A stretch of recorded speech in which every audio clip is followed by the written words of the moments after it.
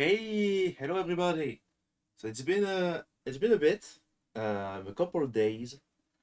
So because in the end last time I had to leave early and didn't come back because life happens, you know.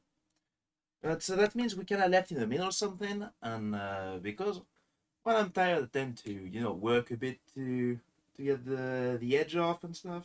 That means we actually did quite a bit of progress while off stream, and therefore I'll show you what I did, and then we get to once we're done with that, we will get to to the next part.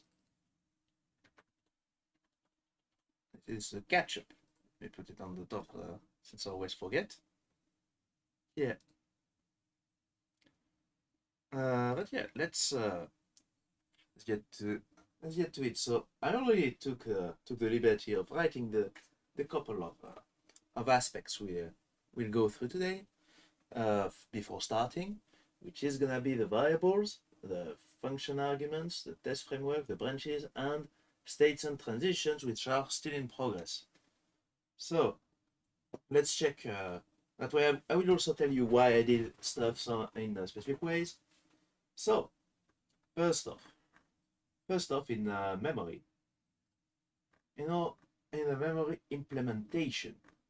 So you remember we were trying to do the parsing. Of course, if you to get back in context, we were trying to do the Castagne compiler and compile more Castagne code so that we can make fighting game characters or action games in general. Yeah, anyway, state machines. But the thing is that we have this because it's also meant to be rollback compatible. All of our memory for the VM is meant to be able to go back. That's why we have all this Castagne language that will allow us to stay in to ensure that everything is rollbackable. So, of course, so that means every one of our memory values is in this memory entry uh, enumeration structure, which can be integer, boolean, or as you've seen and we'll see shortly, state ID. So, one interesting thing here is that because we can have types which are not just the value, the use size here. That means that we can use that as semantics. So a state ID and an entity ID, for instance, are both unsigned integers. However, we don't want to mix them up. You don't want to say, oh, it's state plus one. Like, what state is gonna be? Is that gonna be? So that's why in our memory entry implementation, we do have safeguards. Like, oh yeah, you can add two integers together, but if you try to add something else not an integer, it will just panic and stop here. So that's for working, and we got our memory table, which is what we actually, which allows us to get that mapping between the names and the ID. So that way, if I say I want variable f, I'm gonna be able to get the correct one. Of course, this means this is quite important because compared to Godot, which had some kind of structure to the dictionaries, in Rust it's purely random, and therefore we do need that because we can't rely even on a static case. We can't rely on that at all. Can't rely on the order. It will be different each time, which is why some test failed the other day, and I was wondering where does that go. I had the right intuition, but it was on the wrong part. I was working through the variables, and it was actually the states that weren't executed at the same time. But yeah, so the thing is that we do need to create that memory table first, from the code where we declare the variables, which goes through all that which is done well in the lexer first, but then in the semantic variation, and this is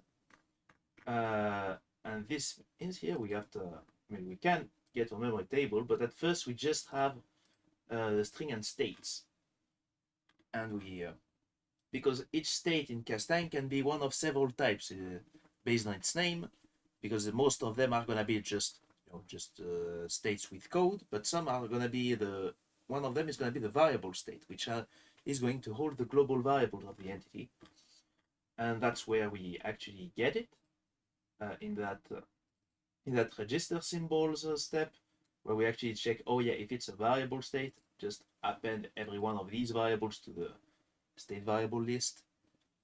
So that means we always have several states, but each thing in its time.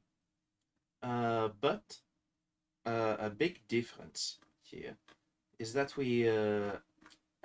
and from once we got these variables, we state variables, which are also of a memory entry type. Yeah, I believe. That means we also have we're gonna have to go to use that type to do type checking, so that we make sure you send an integer to a proper function that takes integers, not say integers and we don't have one that's an integer and one that's not, you know, that would not work. So that's why we got all of these functions, and as you can see, we got a different type for the functions, which is stint here, stvar. It's for semantic type. We declare it here, and so here that's a bit of a small technical detail because that's part of our interface. The idea is that for each one of these, you can also precise a default value, which is going to be used for some of the functions. For instance, here in the add function, you can see here we got our function definitions, which is what we'll try to match. So that's where we kind of left off last time. So here, if you got like add, you have A, B, C, you do A plus B and put it into C.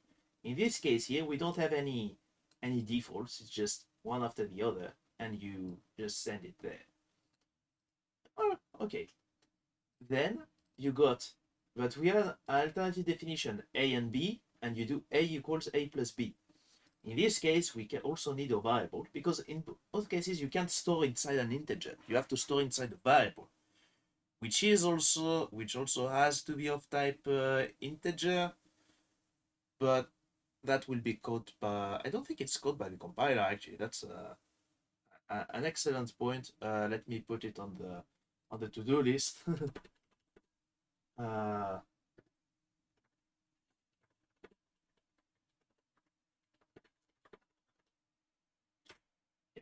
cool.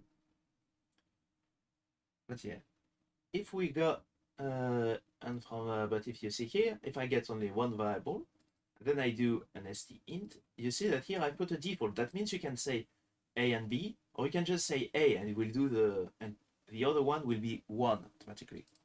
Small detail, I'm using strings. Why am I using strings? That way I'm sure it gets parsed just like the rest, and I can't make a mistake in here. That's quite important actually. If I can't make a mistake, that means there's no source of bugs. That's what you want to do. Of course, that's a bit annoying at times, but it's also fairly natural. I'm gonna say it's okay. Of course, then we get one difference I did is also I don't send the vector of cast variables immediately. I send it this structure. Why do I do that? That's also a design decision that's more for future proofing. Because if I just send, and because that's gonna come up often, sometimes you need a lot of data, you know, to get the information, and you might want to give more data. For instance, here we got the arguments, but sometimes you might get similar arguments. Have, for instance, two definitions that have the exact same number of arguments, so you can't decide based on that, and you don't know which one you got anymore, because we already transformed from the st types into cask variables. So it's already either a constant or a memory access. You know, you don't want to check for that again. We already did once, not do that every time. For instance, you might want to get the match definition, which is just the ID. Did I match on the 0 or the first one? 0 or 1? One? It's the second one, but the ID is 1, whatever. You know what I'm talking about. But the thing is that we could add it as arguments, but that means that we get a function name that gets super long, and I have to remember it every time I create a new function. And if I add a new thing here, everybody has to change, and we'll get like 100 functions, and I don't want to spend 100 functions because I want to add one. That's why we use this structure, which only has public members, which means that we can actually add one or whatever we want, and all of these functions don't need to change. They already got the arguments here. So I'm saying here, oh yeah, I don't need the match definition. I can just, here I'm checking with the arguments. I could do it with the match definition again, but that's not the point here. I'm just getting this and continue and just putting it the way I want to. Yeah, that's and that means that, well, if I don't need anything more, I just continue with that. So that's great. So you might see we got a couple of functions here. We got set and transition. Transition I'm gonna talk about later. Set's just set the variable. We kind of forgot about that in the instructions, so I've added a set instruction. But yeah. So so that gets resolved in the compilation part, which also uses that same type of structure, compilation context, because as time goes on, I needed the memory table, but then I needed a map between the state names and their IDs, so I can do transitions. So from now on, it just sends the semantic state. It's still the same interface, but internally we use this structure, which allows us to not spend every time, refactoring every one of these functions, even if it's shorter. Same idea. I just pass the context around.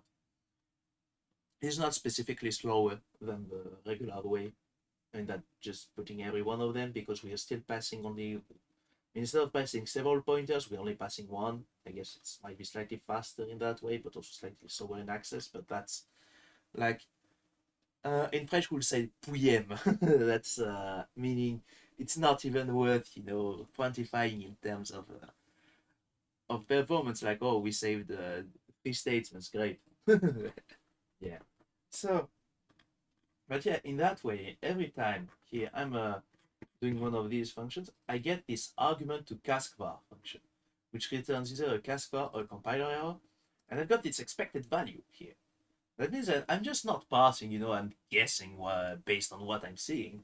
I'm saying, oh yeah, I'm waiting for an integer. And what this function does here is that it will check first of all, like, yeah, well, in the argument, do we even have an argument? We're not obligated to have one. But if we don't have an argument, that means we ain't passing anything. We're using the default. So if we got the default, we continue and getting the default as a string. If we don't, well, we check. First of all, we don't. If we don't have a default, we don't have a value. We're gonna check for the default. First of all, I disable the search for variable. This is what allows us to say, well, this is my exact value, or if I want to search for a variable with that name first. By default, that's what I want to do. Like if I say, for instance, add a, I want to check for a value named a before, probably not the string a. But sometimes you also got strings that have the exact same name as a variable, which is bad form at times, but sometimes not really avoidable. I've added this. I'm not sure it's getting parsed properly right now, but I've added this with the quotes. So if you got quotes around your variable name, that will get treated as a string and not search for. So if I got a quote a quote, that will always be the string a. But Castagne allows you to just get strings, without issue. But yeah, so we got so we don't, if we get a default, we don't search for a variable, we don't have a variable name as a default, and therefore we just check the expected value. And if we got, that's why the structure is always going to be st type and an option for the default if that takes a default. And if it does, well, we check if it has a default, and if it doesn't, we just get a missing an error, same as if the type has no defaults.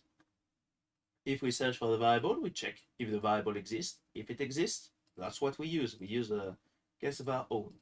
But if not, we will try to parse that variable. And depending on that, so if it's an int, well, we pass the int. If we can parse it, that's good. If we can't, we report the error. If it's a variable, well, we already found that we have no variable of that type, so we're not declaring one or anything. So we just make an error. And if it's a state, we look for the state. And if it exists, good. If it doesn't, well, no, it doesn't exist, so we also make an error. So that's the idea for variables, and that's why the compiler can actually do all of that. Okay. So with that, we already. Oh, come on. I opened the mess of my own stream in the other window. I got jump scared by my own voice. Second, so anyway, back to the whiteboard. So variables, function arguments, we kind of went through that one too. Test framework, that's a bit of a refactoring. I'm just gonna go quickly through it. Instead of having, because a lot of tests can work out the same, with the idea that you want, with the idea was that you kind of just want, to send some code and run the tests. So that's, I kind of started doing it into the compiler, but now I properly put it outside. The idea here is that we got shortcut functions, but the idea is now we have a test framework class, which is defined in main.tests.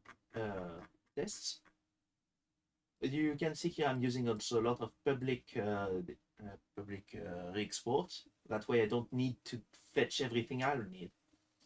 But the idea is that you declare a test framework structure using its public functions here.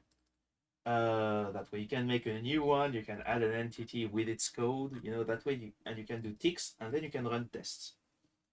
Tests are part of this test valenum, which at the moment there's just an equal, but the idea is that I can that way declare an amount of tests, and they will get run on the actual code instead of me having to write each one of them. And that way, with all these functions, add the entity, do a certain number of ticks, and then run these tests, which have shortcuts. Exit test does all of that, runs one tick test on one entity.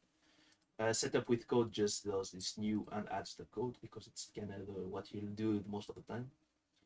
That way I can create a lot of tests one after the other. For instance, here let's see all the Castagne math test, like a really quick math test. And at the end, I'm checking all of these variables. I got my table of tests. But here, for instance, on the state transition one, I kind of need, because I don't transition immediately. It's not that kind of thing. I transition to one state at a time. That means I need a second tick. First tick, I do that and I transition. Second tick, I execute that second code. That's why I want to do 2 ticks. And that's why, because it's not the exact, simple test here, I just do that. But yeah. Okay, so from then on, that means that every one of these tests is also a lot easier to write, and I can kind of sort them, with the branches stuff, which is our next subject. Now we get on to the branches. So of course, as you've seen, I did quite a few of them to make sure everything works properly. But yeah, the idea now we got a branch, and this one I'm gonna use the whiteboard to properly talk about that. So you guys know, you guys know about branches, of course, but let's, you probably know, I hope so, okay, do the tutorial. But yeah, a branch in Castagne is a control flow value, just like we got here, or if else. This is basically just an if. So a branch in Castagne is, if we remember, that's one letter that tells you the type of branch. Here is a V branch, that's kind of like the exact same here. Then I got my condition or whatever. This changes based on the branch here. Like if I have an F branch, which is a frame, I'm gonna check for the frame ID. The frame count, not any variable value. But yeah. So we got that. Then we got our code, which is gonna be for the true block. Then you can optionally get an else, and then you got the false block, because that's where the condition didn't evaluate, and then an end if. This is optional. There's no else if in Castagne, but if there is an else if anyway, it's just like just put another if in there. So yeah, but let's also remember there's a slight complication. There's a slight complication because some of our branches actually have this is a true false branch. Some branches in Castagne have other ways. For instance, a sequential branch has as many arms as you want. So here I got 3, but I can have an infinity of them. But any number of them more specifically. But yeah, and this one here, you see, there's not this. We don't have the column. This is for later. We don't concern ourselves with this right now. But yeah. So the idea is how we will take a branch. If you remember the compiler stuff we talked about the last time, you know that we parse blocks.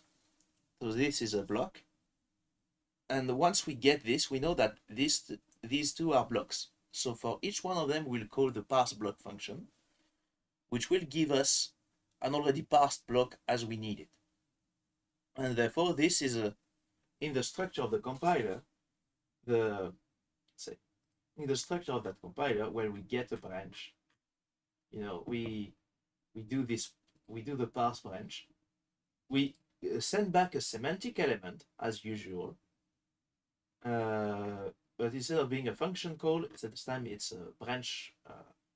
It's a branch, and this branch has 3 parts here.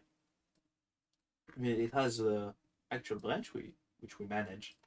Here I only assume I only got V branches, but we'll get to that very soon. Then we check for the comparison. I check for the tokens as needed. And then for each one of these blocks, I just check. Well, if I check for the true block first with the parse block function. If there's errors, I push the errors back, but I continue because I want to get all of my errors at once for user experience. If I got the else token, that's where I check works properly. But yeah, as you can see at the end, I just got my arguments, my comparison, my comparison, and the blocks I got. That's the general any amount of blocks. Yeah, and in the compilation step, that's where it gets a bit trickier. I mean, the idea is that I've got my true block and I've got my false block. These ones I can actually check and just push in, but we don't want to execute both.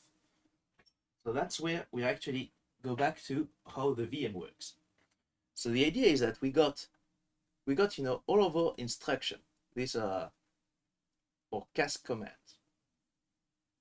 Or cast commands. You got the add, you got the whatever, So the idea is that usually you go through each one of these. But the idea here is that depending on the condition, you might want to skip some of them. So how do we do that? That's actually we're gonna do it the same way the processor does, pretty much. We're just using slightly different instructions. The idea is that each time you want to execute, there's basically a variable that tells you where you are. Exactly, that's called the program counter. So, and the idea, each time you do an instruction, the program counter gets to the next value. That means our branch kinda needs to change that program counter.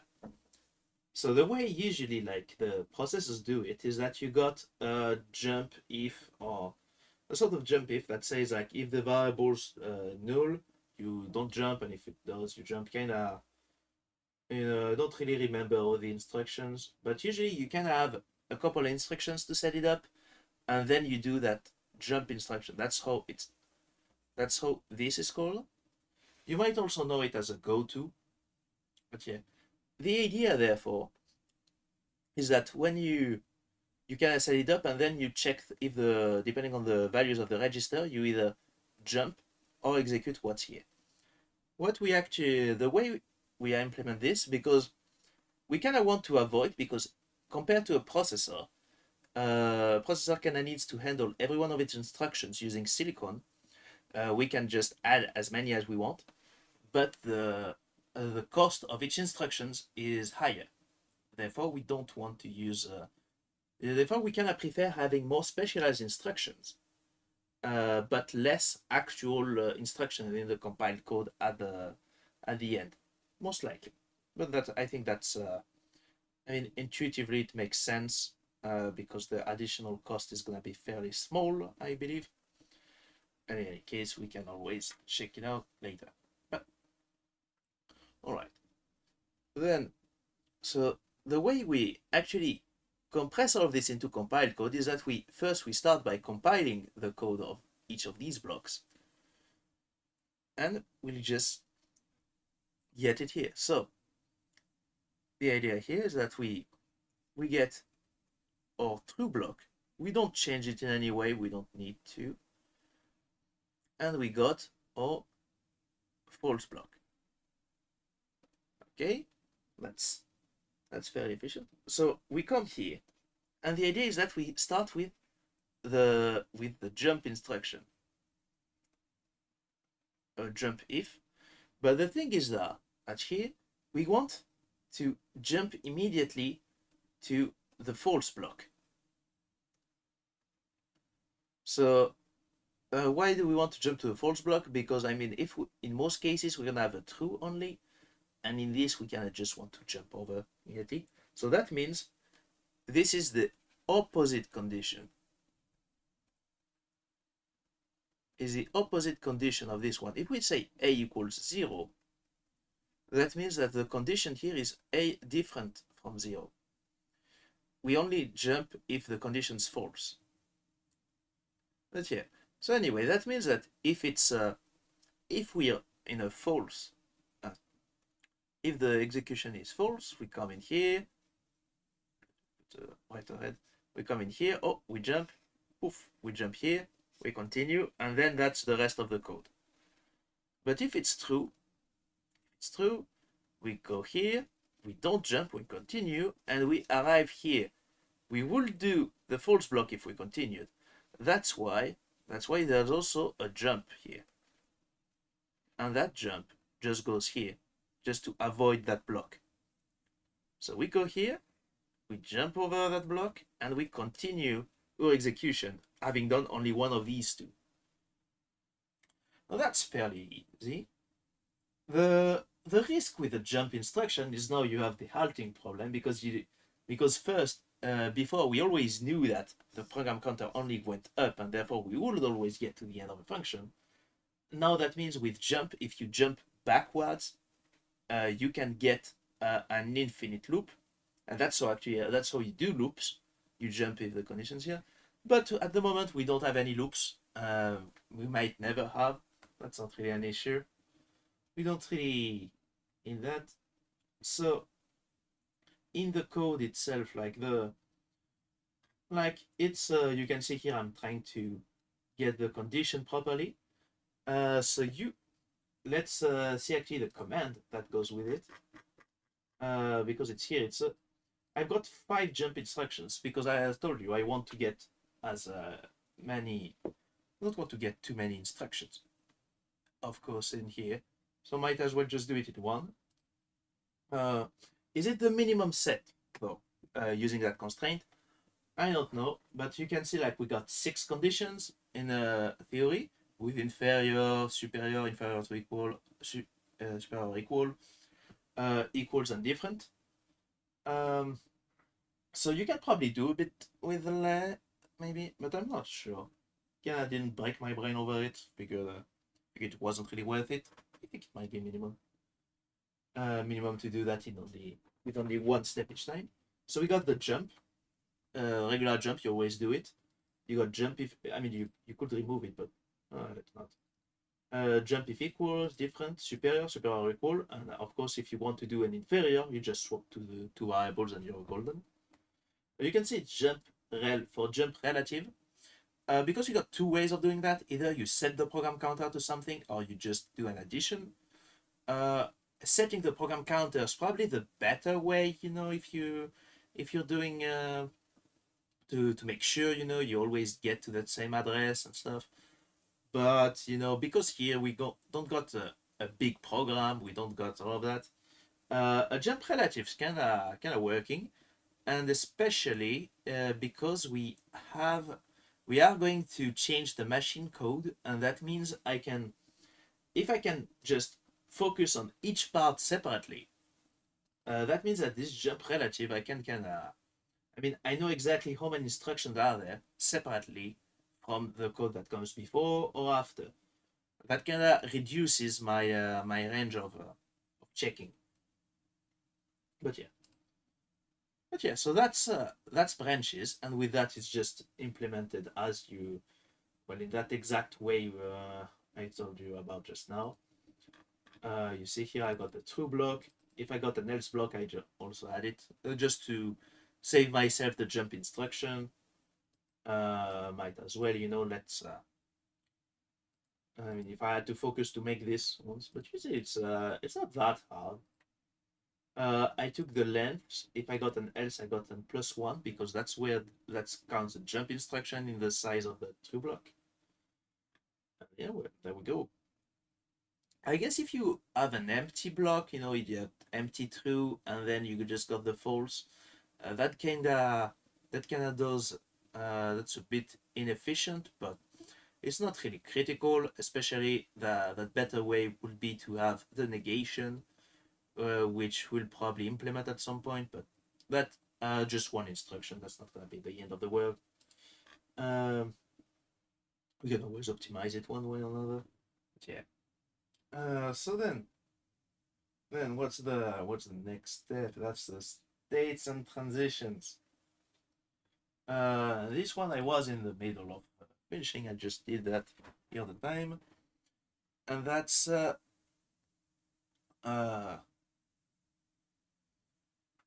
that's so with the state, yeah, states and transitions. Well, we got the states, of course, handled each one on its own.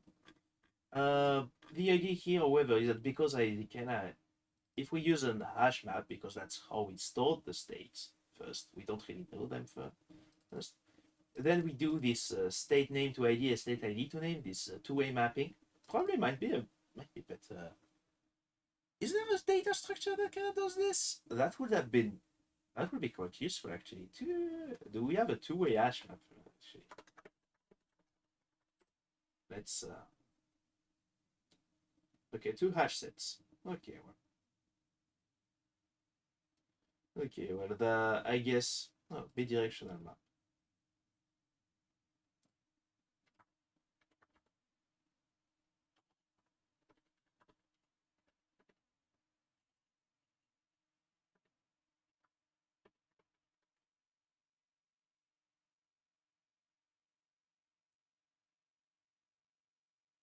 Okay, somebody made one, but well, I'm not gonna add a dependency just for that.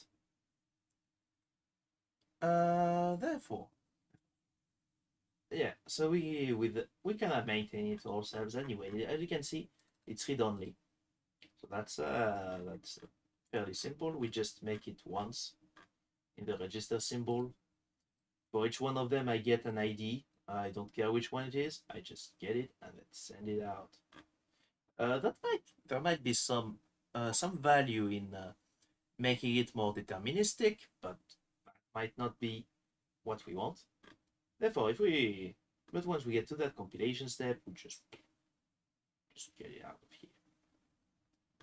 We get the unoptimized code for all of these, and it is just, well, when I get my code, when I create the code for each one of these states, when I get to a branch semantic element, that's where I compile the branch and do all of that. Very nice. But yeah, and that's why I needed the context, because if I got the state name to ID, I can just check for the state name. It's like, oh yeah, I want to transition to the second state. Does it exist? Yes, let's go. Okay, so Very nice. If we check the tests, what do we got now to do? Well, there's, as you can see, I've got 3 tests that I've added that don't pass.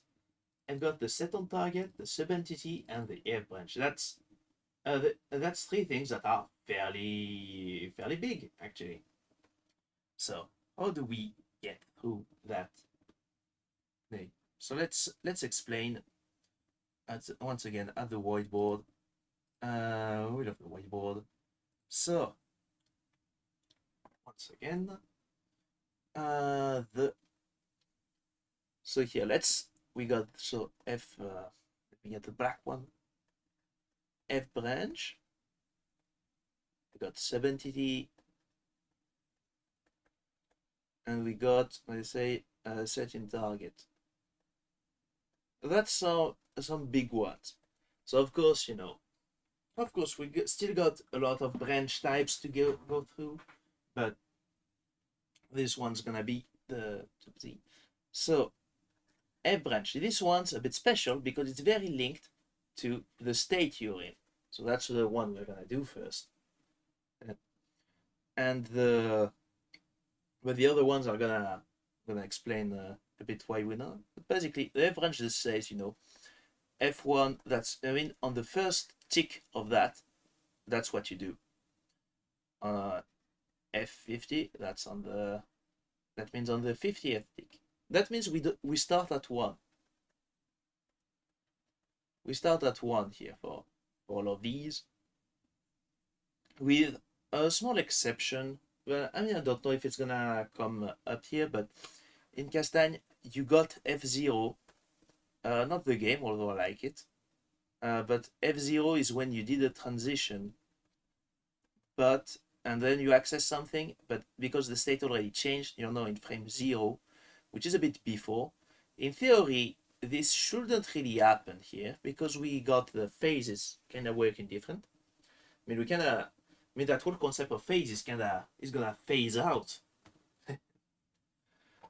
with all these events and stuff. So it's just gonna happen for freeze and AI. We don't need init phase, we don't need reaction phase anymore, we don't need manual phase, that was just a helper, an event phase. But yeah, so this we can kinda ignore. That's not part of a critical path at the moment, but that frame's kinda important. So so actually just tracking down this is not gonna be the trickiest part ever. But what's gonna be tricky, actually you can that's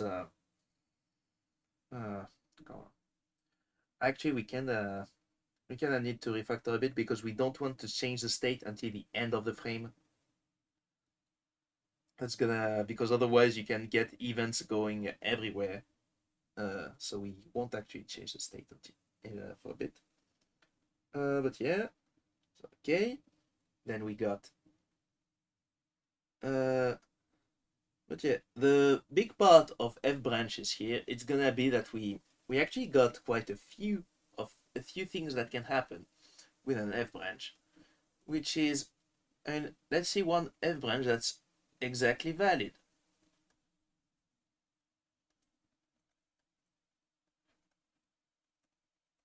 So what's this monstrosity? Well, that's a valid F branch. This is new. Okay, but we're gonna handle it right here. That way, that's kind of how things should work. Anyway, so that's an F branch. It's got 3 parts. It's got this, a 5, this, a frame range, and this, it's the loop with the modulo. So what does that mean? Well, we're gonna have to handle. That means this plays on frame 5. This means 10, 11, 12, 13, 14, 15. That's 6 frames. Because these ranges are inclusive. That's because that's the most natural here. Remember, this is for the user. And user thinks, yeah, I hit on frame 6. Yeah, that's so you want to put frame 6, not have that one of difference. And if you add an inclusive range can be more easily understood, especially because otherwise, if I wanted to F10 and F10 11 will be the same, which is not very nice. And then we got that loop. So that loop is kind of just, if we got one of these, that means that we're just gonna do that on the remainder. So it's gonna say, oh yeah, so it's not gonna execute on frame 5, 10, 11, or that. It's gonna execute also on frame 25 and 30, 31, 32, 35, and then later on to 45 and 50 to 55, and so on and so on. So, of course, this one's also affected by that start at 1. That means that 0 modulo 20 is equivalent to, it's equivalent to 20 modulo 20, but that means that this is the one we actually want to check, not this in our compiler. So that's a lot of parsing. That we're gonna have to do to make F branches work. So handle state transition, handle the frame counter, which also, for a very funny reason, which we won't handle today, everything in its time, but in some cases this doesn't progress, specifically in the case of a freeze phase. In a freeze phase, it doesn't progress. Technically, in a halt phase, it doesn't either, but you're probably not really executing in a halt phase anyway. If you, well, that's a bit more advanced, but in the halt phase, if you're the one halting, you progress as normal, but if you're not, you can have fixed in time. But yeah. So that means that's a lot of handling of all of these. The sequential branch, the S branch we saw earlier, does get translated to F branch in the current one, but maybe not this time, we'll see. And the thing which will be interesting with F branches is that it will open up some additional optimizations maybe down the line, but at this point in time, we are not gonna handle that. We're just gonna say, okay, well, you got your F branch, that's it's always gonna be executed. If you got many, that's gonna be more code. Maybe in another time we will have some optimization that will only handle the F branches if we don't need to, but that makes the compiler quite a bit more complex. And at the moment, let's just chill and do it the regular way. But yeah, this is gonna be the main part of F branches. But then we got the sub entity and setting target. That's gonna be quite hard to do, because basically here at the moment we only got our VM running on one entity, but that's kind of sad. So the idea, there's two parts to this. They kind of linked, but the idea is that entities need to communicate with each other. So if I got A and B, let's put some names on that. We got Ryu and Ken. Like if I hit Ken, I kind of want to tell it to him, and that's done usually through for such a standard interaction. That kind of works, but sometimes I want to get a value from Ken, like where are you, Ken?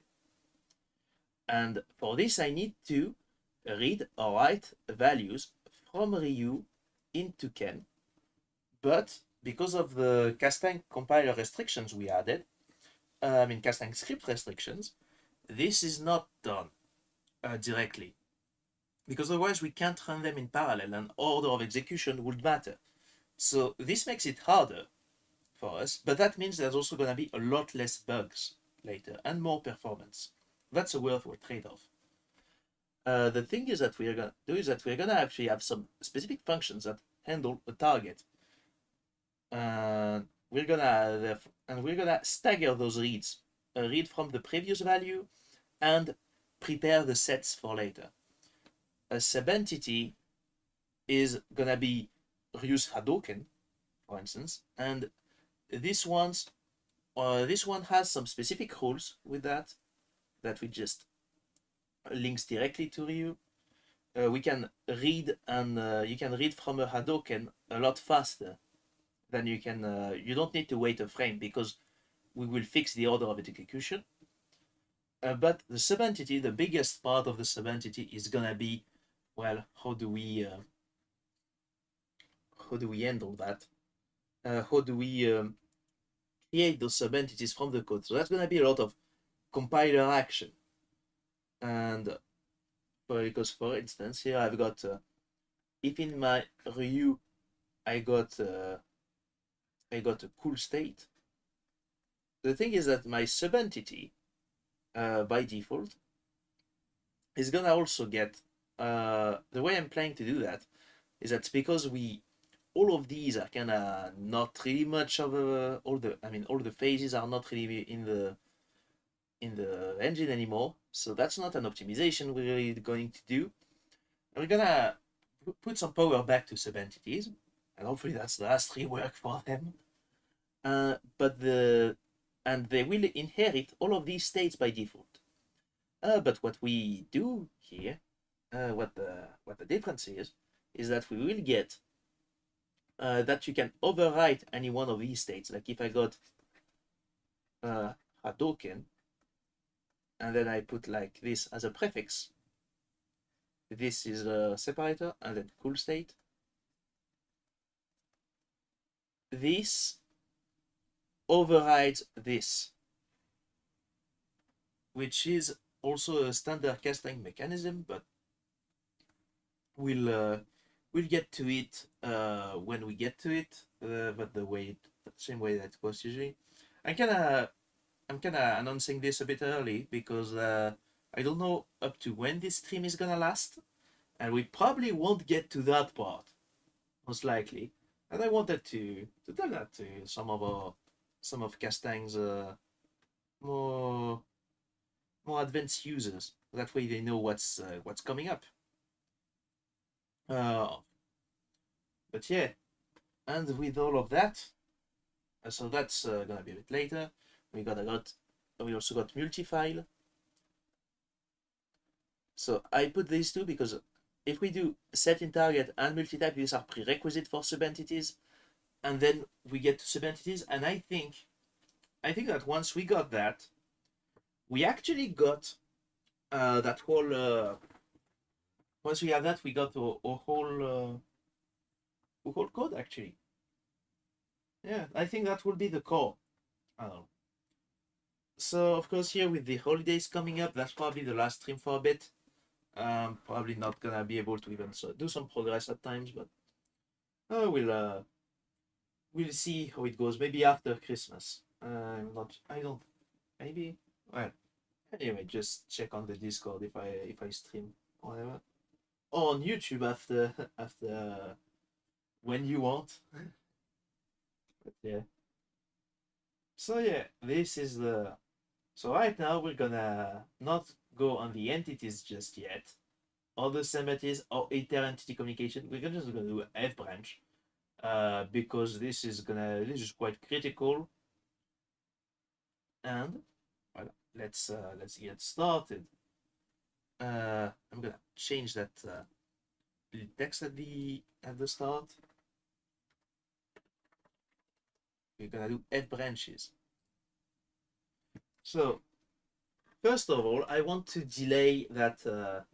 Just as I said earlier, I want to delay that that start. I want to delay the start of the state transition. So what I'm gonna do is I'm gonna back to the module here. So of course executing script phase and stuff, but I'm gonna add something to the tick because I haven't done anything to the tick yet. Yeah. So might as well alt that way I don't forget about it. But yeah, let's get to the entity. So the entity has got his state here. Let's add two variables. state frame count, which is gonna be a usize again, and we got new next state, which is an option of a usize. This is static variables. This is the regular ones. So let's just, so we got the state table, we got memory. Okay, very well. State frame count, it's equal to 0 when we start a state. It's 0. Next state, it's none. Cool. Very well. Next up. Now we got that. Let's change the command. So the command is a state transition, but we're not transitioning immediately, right? We're gonna, you got the set state ID on the entity. It does a few checks, but the idea is that I'm gonna add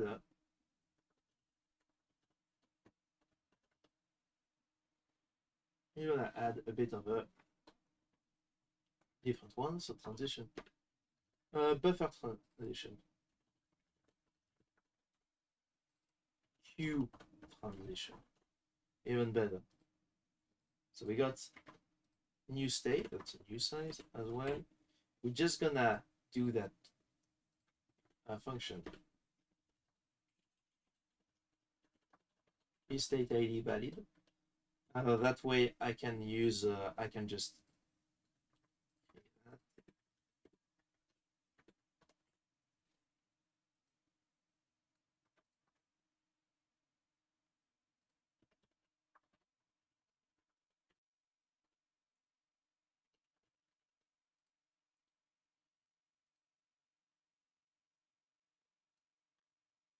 okay, and Q transition, that's gonna be the same idea,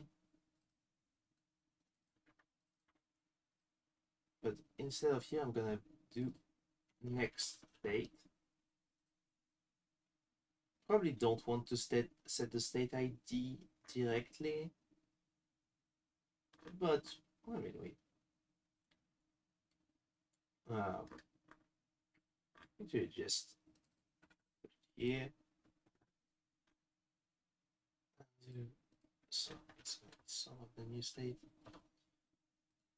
I'm gonna add a function.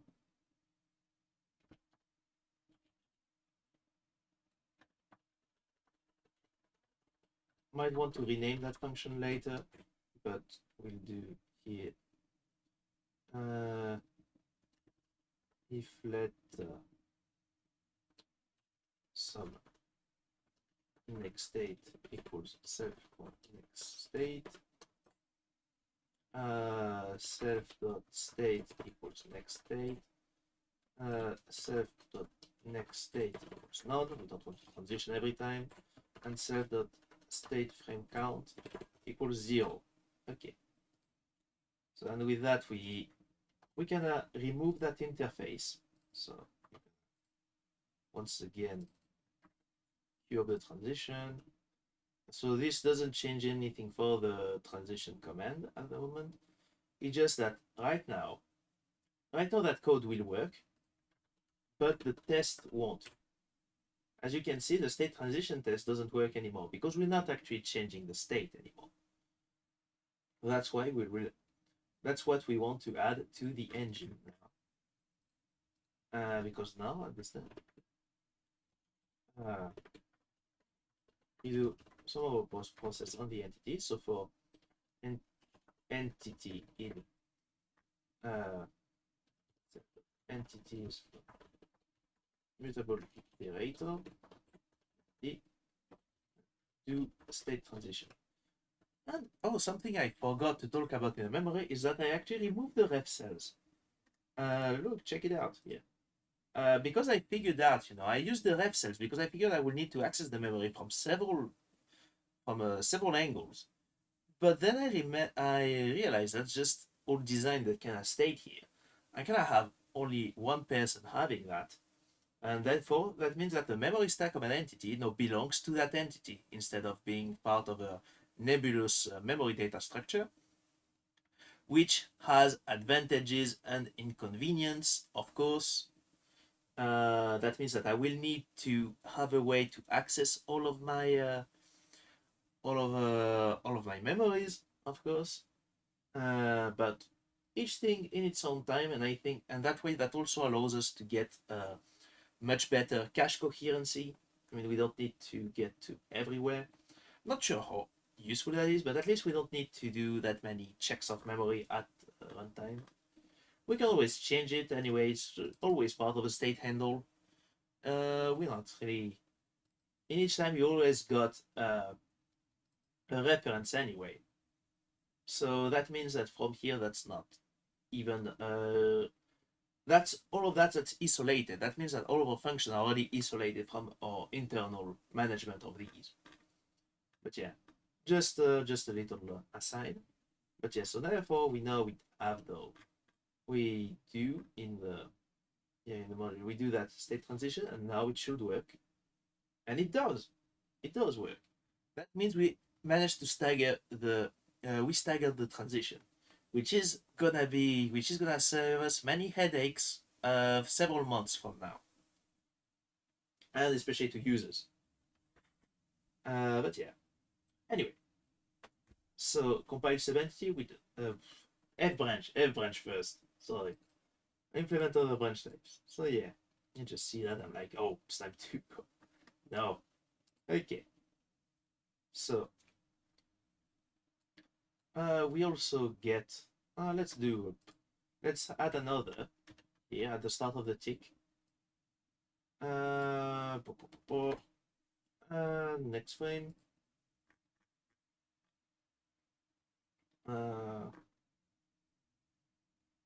State frame count, is that public even? I guess it's not.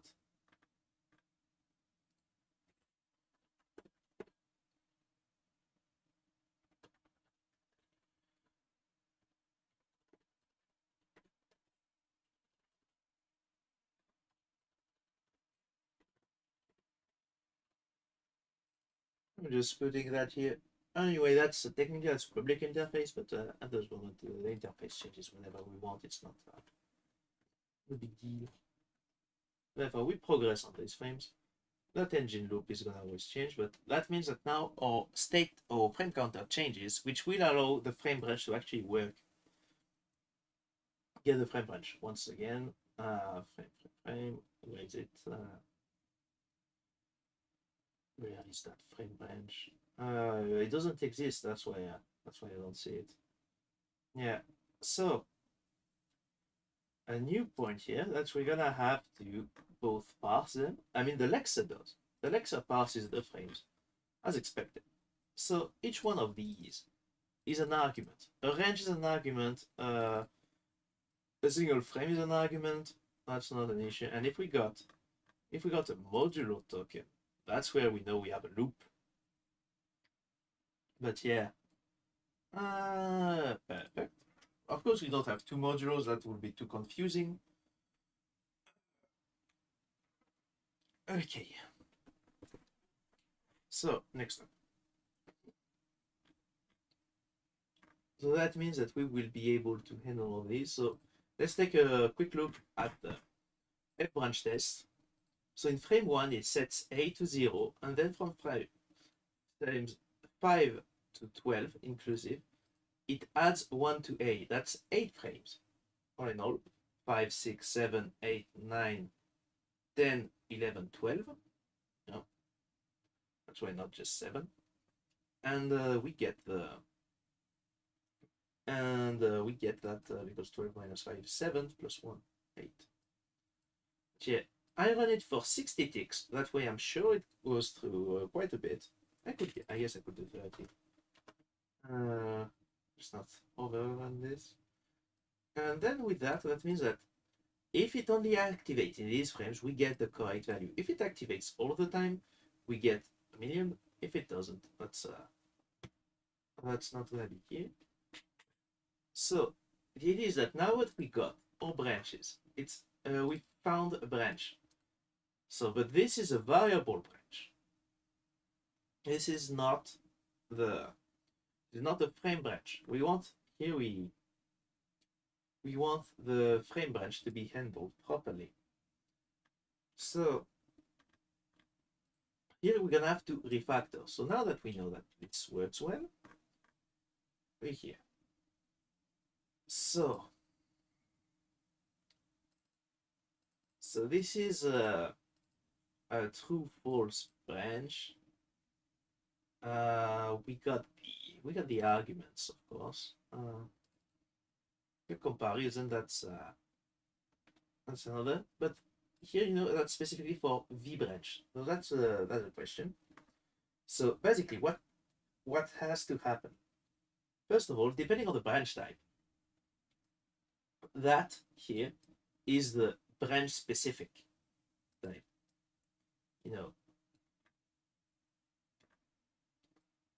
This here is gonna be specific to the V branch. Maybe not the branch start and stop tokens, but I mean these are gonna be here for everyone. But all of these here, that's just V branches, right? Like you just continue. It just checks for it gets the first token. If it gets a comparison, it gets the second one. If it doesn't, just assume it's superior to 0. Canine C. But for frames, that makes no sense. So that's gonna be F branch specific. Then this is just for a true false branch. That's gonna be common, right? So we just get the or blocks and or errors. Wait, I'm returning the errors for the true block. Anyway, so the thing is, and then after that, I just push the branch here. So the thing is that I could try to make a general type here for the branch, but I don't really want to, because that's not gonna be the funniest part of the day. Honestly, I mean, we're gonna just put a lot of links between them if it's that case. Might as well just get one for each. That way I can get the exact arguments I need. But this does mean that I'll need to have more specific things here in the comparison. But once again, that's something that we can. That's something that we can change, right? So we will get because if it's a true false branch, that's not they can work all the same. We got the conditions, and then we got our jump. We got and that jump thing we can actually just just factor it out. That's not gonna be super tricky. I mean, can I use? Let's be honest. It's a bit tricky. We might need to get several jumps, but yeah. But the thing is that we only need to jump from 2 block length each time, so that's not the worst. We'll handle all of that. It's not no big deal. So what I'm gonna do? Well, first of all, I'm gonna declare a new. I'm gonna declare a new branch type. But no, first, I'm gonna actually take this block parsing for everything else and put it into a different part. I'm gonna parse branch to false.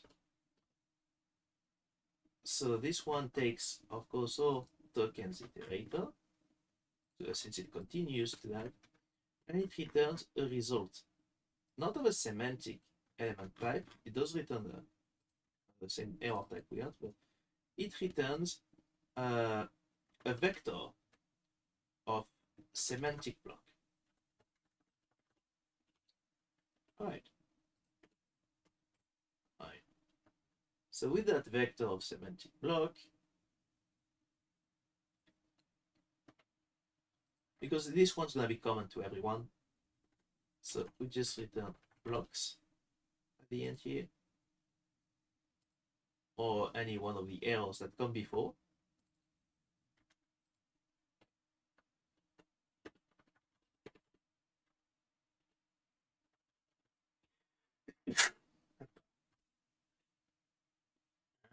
There we go. So this is now the only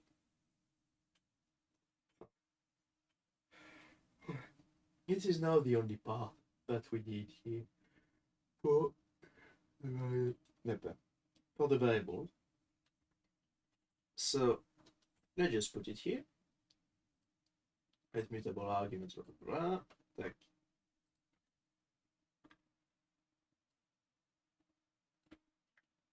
Remove all of these because we don't.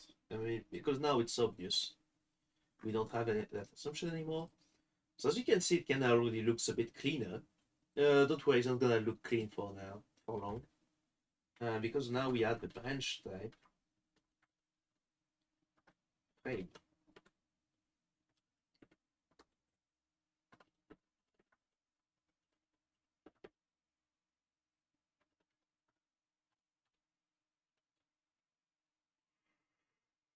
Sure. This is so. Let's get a first argument here. Just the same point. And then we're gonna end with this once again. And we're gonna do the okay at the end. But basically here we got, so at this moment we take one argument and we just do that. So of course modulo here is not handled yet. And we don't handle anything that looks like a range. We expect the argument, we don't check if it's correct at that point. Do we want to? That's an excellent question. Do we want to check? Do we want to check the I want to check the ranges on that one? Well, not really. We don't really know the range at this point because that could have been a variable. That's gonna be a bit new. Okay, could you do that in the old Castagne? I don't know. I can maybe that's depending on how I did it. You probably can actually, now that I think of it. You could make you could change the frame, I guess. But yeah. Or maybe I did put a static test. I don't know if I should have it only be static. But yeah. Well, anyway, if it's not static, you can't optimize it. But I'm gonna check that another time. At this moment, this one branch here kind of doesn't do it doesn't do much. But we will just continue and see here continue loop on the tokens.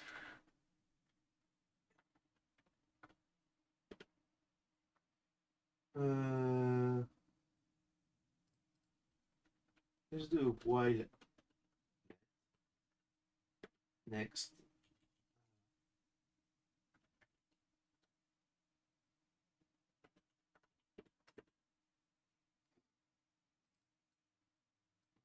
Get token type of option. Yeah. And we're continuing up until we will match that the next type, and we'll see if we continue. So if we got the branch start,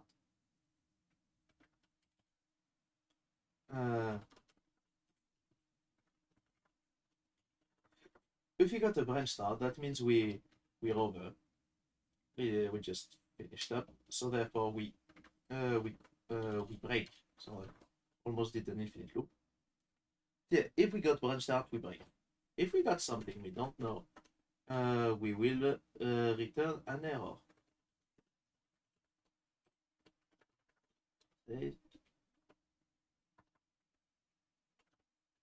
Unexpected f branch token, and we'll call we'll put that token here because the others will get better later. If we get argument,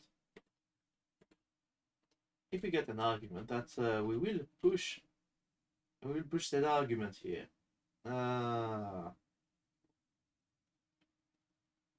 expect argument. What does the argument send back? I just think it just sends a string here. Okay, so if we get an argument, we're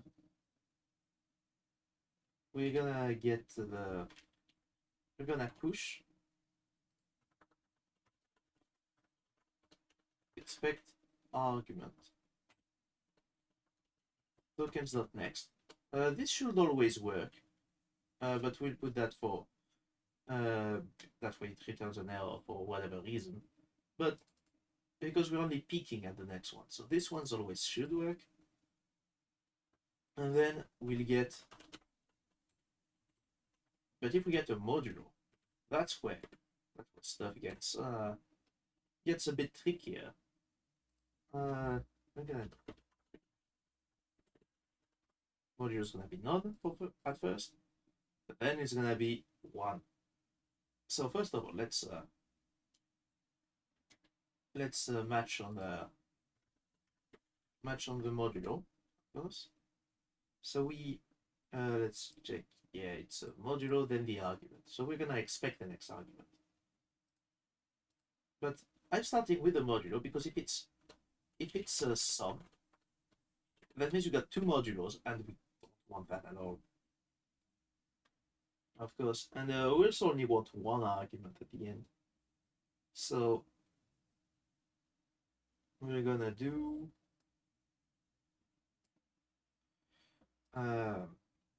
if it's none, we're gonna return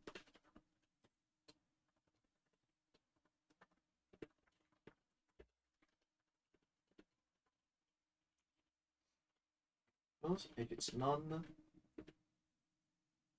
If it's none, we get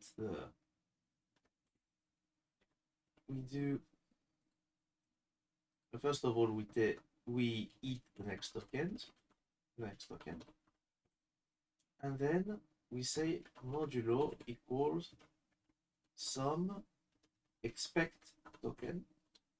At this point, we don't know if we got a variable or a range or whatever. We just get the data out of here properly. Could have we done that? And let's say first step. Let's have it. Maybe yes, maybe no. Okay. What's next? Expect argument. Sorry. And that's great. So now we got a modulo, but okay, we matched all that, but we don't want any more tokens after that one. So just after doing all of these, returning and we don't return immediately, we break the loop. That way it stops here, and we are forced to see if we get a bunch token. If we don't, crash. Error. So this gives us, this won't compile because we don't have the token yet. We don't have the semantic element type. Semantic element types are defined here, if I'm not mistaken. Semantic type, semantic element type, yeah. And you can see we can have a branch like true false, but let's have one for each, and it's a vector of string. That's kind of actually, because every one of these kind of works like that, let's just move these operators around. That way we get a bit more consistency. The first argument's always the blocks. Then we got all arguments, and then here we got an optional module. Yeah. Nobody likes it. That would have been nice to have names for each one of these, but it's not the worst out there. So of course here I'm looking back at the parser. Let's give it all blocks first, and here we will return an OK semantic type branch f blocks, arguments modulo. Cool. With that, this part of the compiler is done, but in the compile branch type, well, first of all, where do I get this? Yeah, image blocks, it's here. So this is gonna be a bit trickier. Not that much trickier, but a bit trickier to do. Because here, here we get it on this panic. Let's see if we actually get this panic. We get errors. Token type, parsing, sunset. Okay. So here I forgot to match for whatever. And here I forgot to put an OK around the block. Okay, so a branch, not yet implemented, compilation line 29. Compilation line 29. That means here it didn't get the branch. Compile branch as a function. Do we...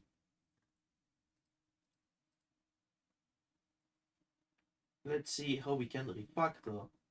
That's compile function. I was gonna say that's function simple now. So this is the true false, of course, the true false block.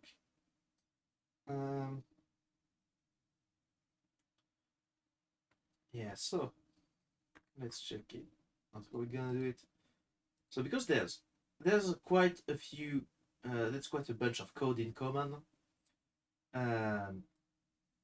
We're gonna go through all of that one at a time. But wait, because this, okay. So this is a true-false branch. Let's assume we're compiling a true-false branch. So at this, let's actually compile branch true-false. The other ones are going to be a lot quite different. So what we do here is we match the, here I'm matching an argument list that goes a bit faster, like are the arguments properly done? That's for the V branch. This is global. This is also global. Did we get an error already? But here I'm accumulating said errors. Yeah. So if the errors are empty, that's one thing. But yeah, the block true, block false, all of that here, that's common. This condition is not, but I do get the true block length as an entry point. But this part is also common because the true false block kind of works the same way. I go here, I jump for, I do the true block, then the jump, then the false block, and we get good. And that's and the prelude to that is the part that differs for each one of these. Of course, that means that we do need to get them blocks. We need to get the blocks first. So, how am I gonna do that? That's not the hardest part. Because the tricky part, of course, is gonna be that we need to extract the blocks. We need to extract the blocks from each one of these, which is not gonna be too tricky actually. We're gonna, the way we're gonna do it, simple. We're gonna have a big match instruction in the middle. This is the one that gets the arguments out. This is the one that will get this properly. Get an optimized code. So the thing is that we do need to compile the blocks before we get that, but yeah. So You're gonna get two match blocks. That's the funny part. You're gonna get two match blocks. So we do one first match block which works on branch E-type clone. And this one's gonna check for if we have a branch V element. We can just blocks. The rest doesn't matter here.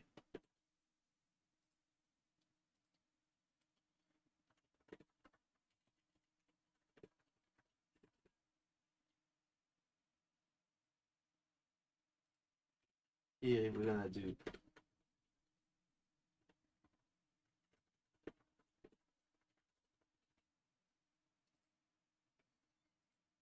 this is actually no, we're gonna just do that.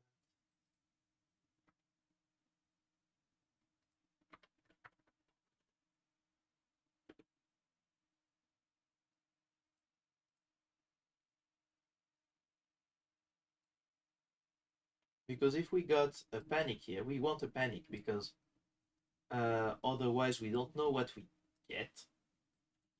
We don't know what we get here. That means it's an error on the compiler side. So let's just crash on the compiler side early. I wonder how that will happen with how panics get handled with the Godot Trust bindings, but each thing at its own pace. If it needs to, we will just create a lot more errors.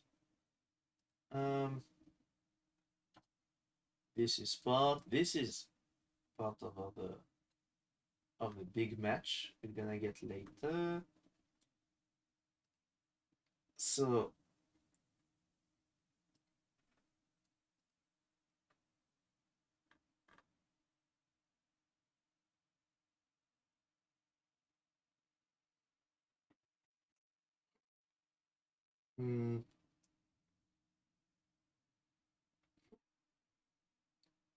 because of course here I'm getting that because I want to give it a cast command. Yes, I don't want to do 50 mutable branches, but here I want to get the errors in my arguments out of the way early. Is it really a big problem? Well, anyway, you're gonna compile every time, so let's keep our code simple. At this point, this technically can go further back, but we need to duplicate this. If we get an error, you just return the errors early. Okay. Then this has got to come at the end, of course. That means here's the actual command bar. We can get two branches. That's not the end of the world. Three starting to get a bit annoying. So what we do here is that now we got our block lengths. We got error management for the true false. That's so.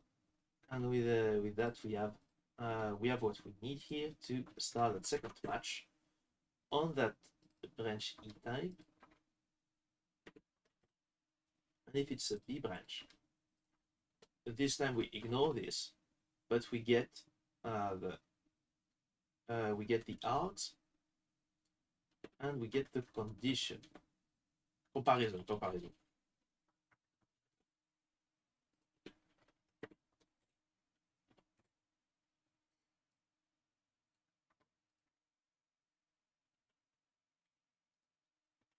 So here. No, actually, not panic here, that's not the point. It's unreachable. If we got that, it's unreachable. So, actually, I wonder, does the Rust compiler catch it if I do a semantic element type of branch?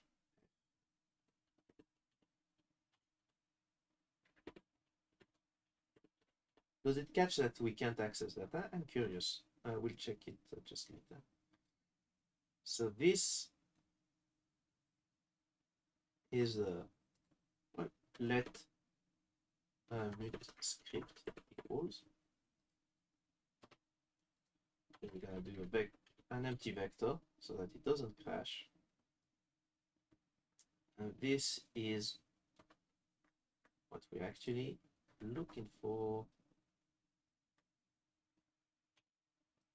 This is the last one.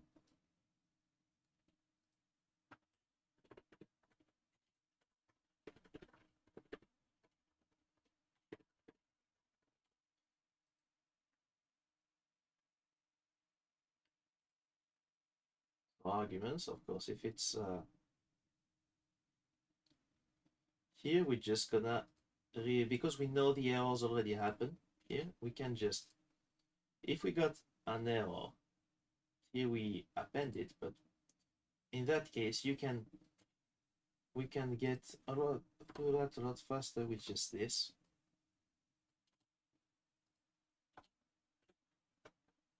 I believe this should work.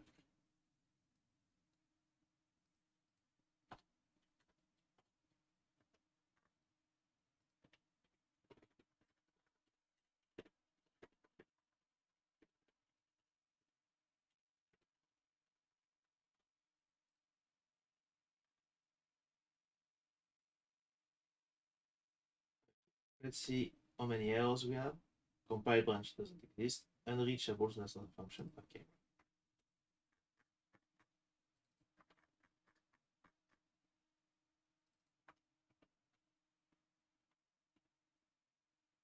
Branch type, it moves data. Okay.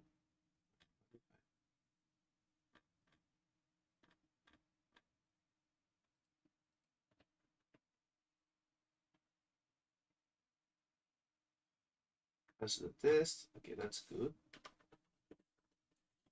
Yeah, but check. Let's see, does it handle that? Okay. Right. Okay, well. Thank you. That's actually quite small. Never read. Can I was it? Can remove the mutable? Okay. No, it doesn't. It doesn't find out. Well, that's good to know. Doesn't find out.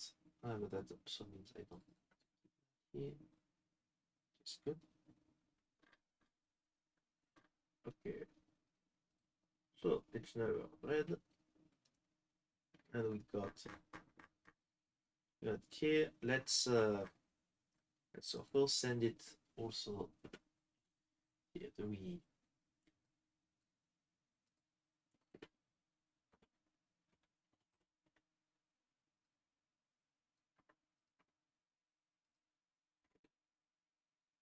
don't get that many, so we'll have no each one as it needs. Test. This time it says we need to define a compatible branch, so we advanced a bit. And this here we just get the same branch F. We get the blocks. Incredible. Okay, so now that's the F branch. It did handle it because it did. We got one. Yeah, we got one because because it doesn't jump to false. We didn't get the jump to false. It's always true. We didn't get any else block to change. But if you remember the test, it just sets to 0, and then yeah, I hit set to 0 and add. As you can see, I've added the memory results and the state script, which allows us to really get into the to understand what was going on. Yeah. Constant, you see, set and then add with 1. Doesn't get much easier than that. As you can see, the A variables are in 3 now. If I do cargo test again, now the A is 4. That also changes the thing. That's why you might want to sort this at some point so that it stays more stable, but at this moment that means it's going to be more robust. But yeah. Okay, let's add that F branch. Now that we've done all of that that is around it, let's get that f branch. Of course, here I'm not gonna be able to use the match argument list because that just doesn't work like that. We're gonna just get it's gonna be a bit of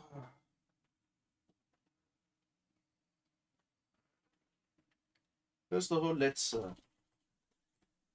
remove the modulo from the equation.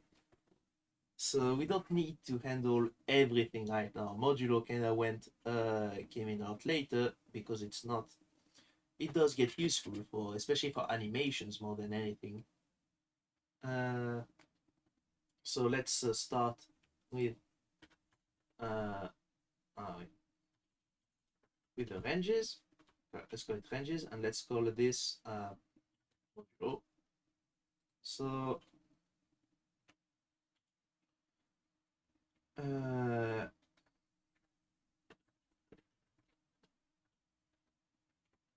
if let's sum modulo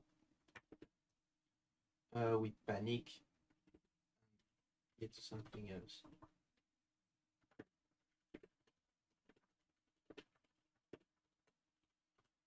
Okay, cool. Now for each one of these ranges, we're gonna. What's the way would what is the way that we need to do that? Let's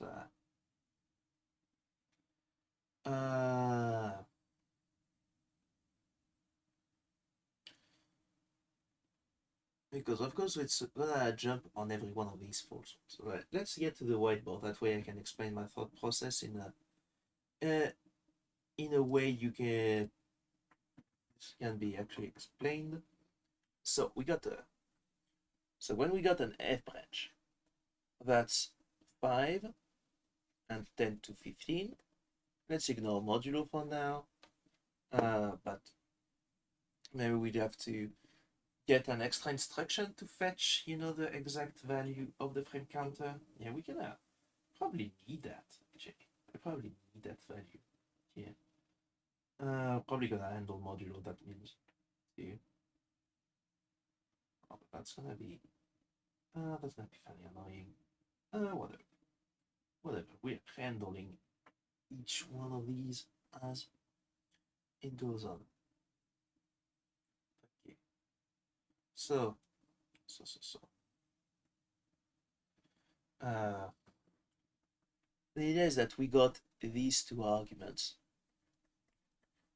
I'm gonna see that one just later. But yeah.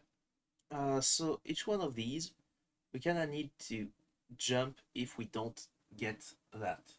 We need to jump to the false block if any one of the if they're all false, we need to jump to the else block.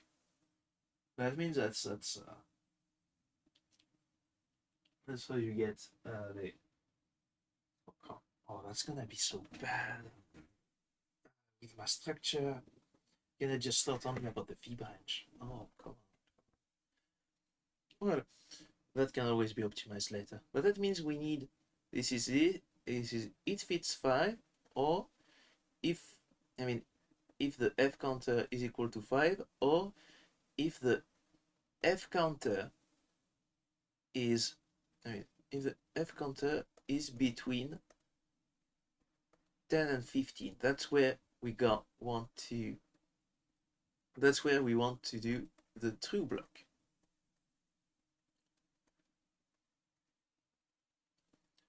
But if we don't have, that means that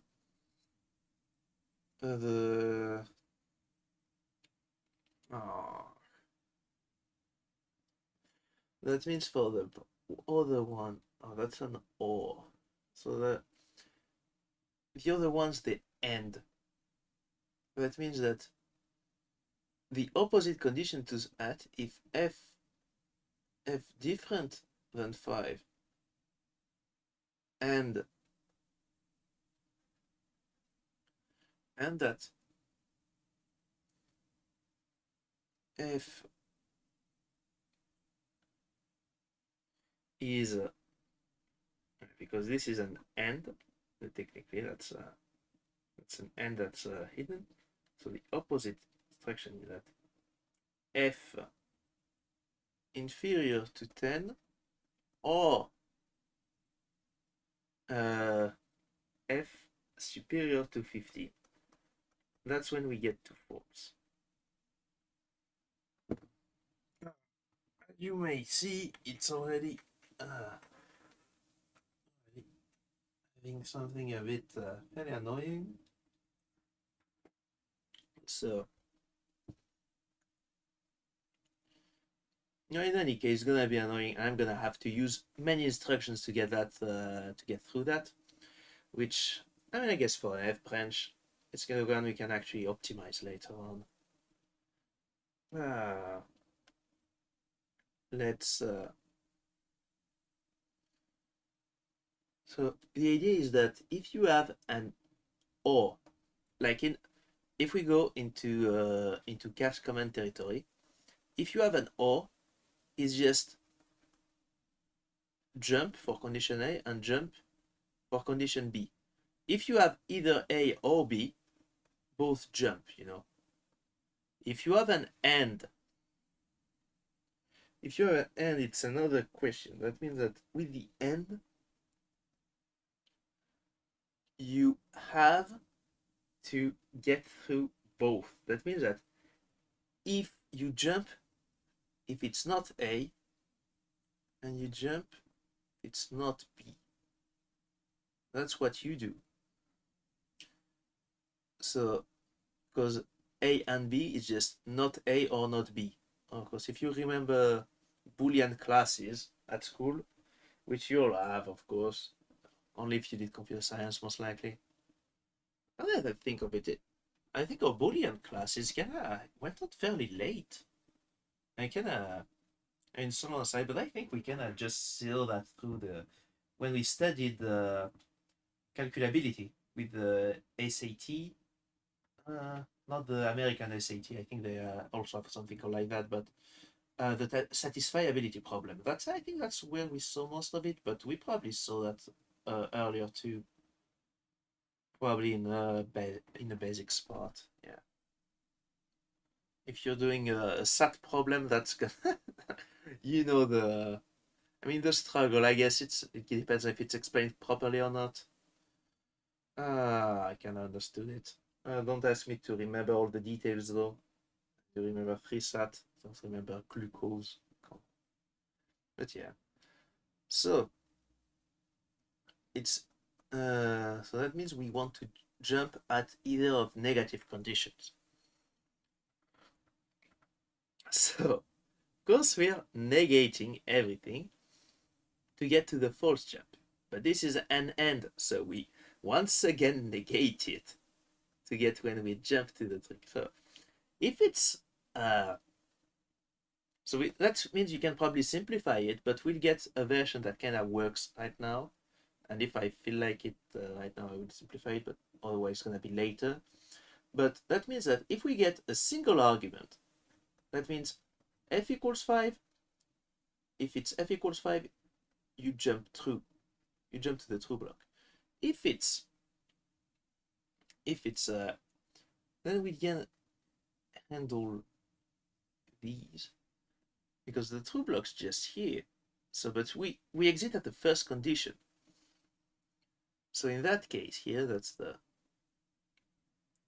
our jump. So for the 5, we do jump to the true block. If it's here, it's one of these. Because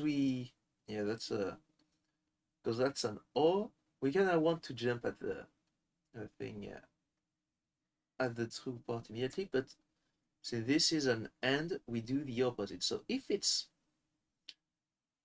frame,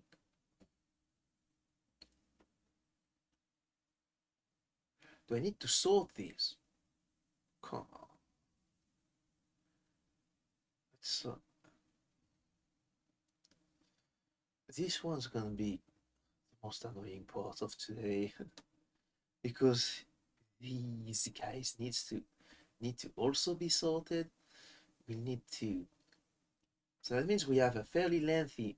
First of all, we manage these and check if all of these states are in properly. Oh my. I've got the voice in my head telling me to ignore that and get to the end, but let's fight through it a bit and see where this leads us. So first of all, if we get one of these individually, let's think about it individually, and then we'll look at the comparison between that. So that means that if f is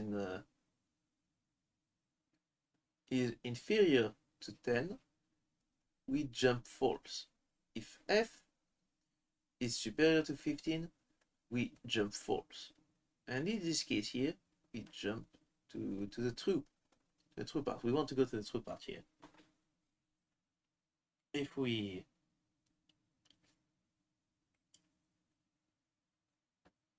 so that means that, but as you can see here, this is a fairly wide instruction. That if we put the range here, like, or 5 here, f equals 5 just checks for this one frame. That means that all of this that means that these continue on. You know, this one doesn't exist anymore, but these continue on. Now we got our f inferior to 10. So these get off. We only have this remaining, and this gets cut off too for the 10, for that 15. And therefore, if we got that, that means here it's false, here it's false, and here it's true. But if I reversed it and put that one later, we would get an error. I mean, we would get the correct behavior, because that under 10 also cuts out all of these parts.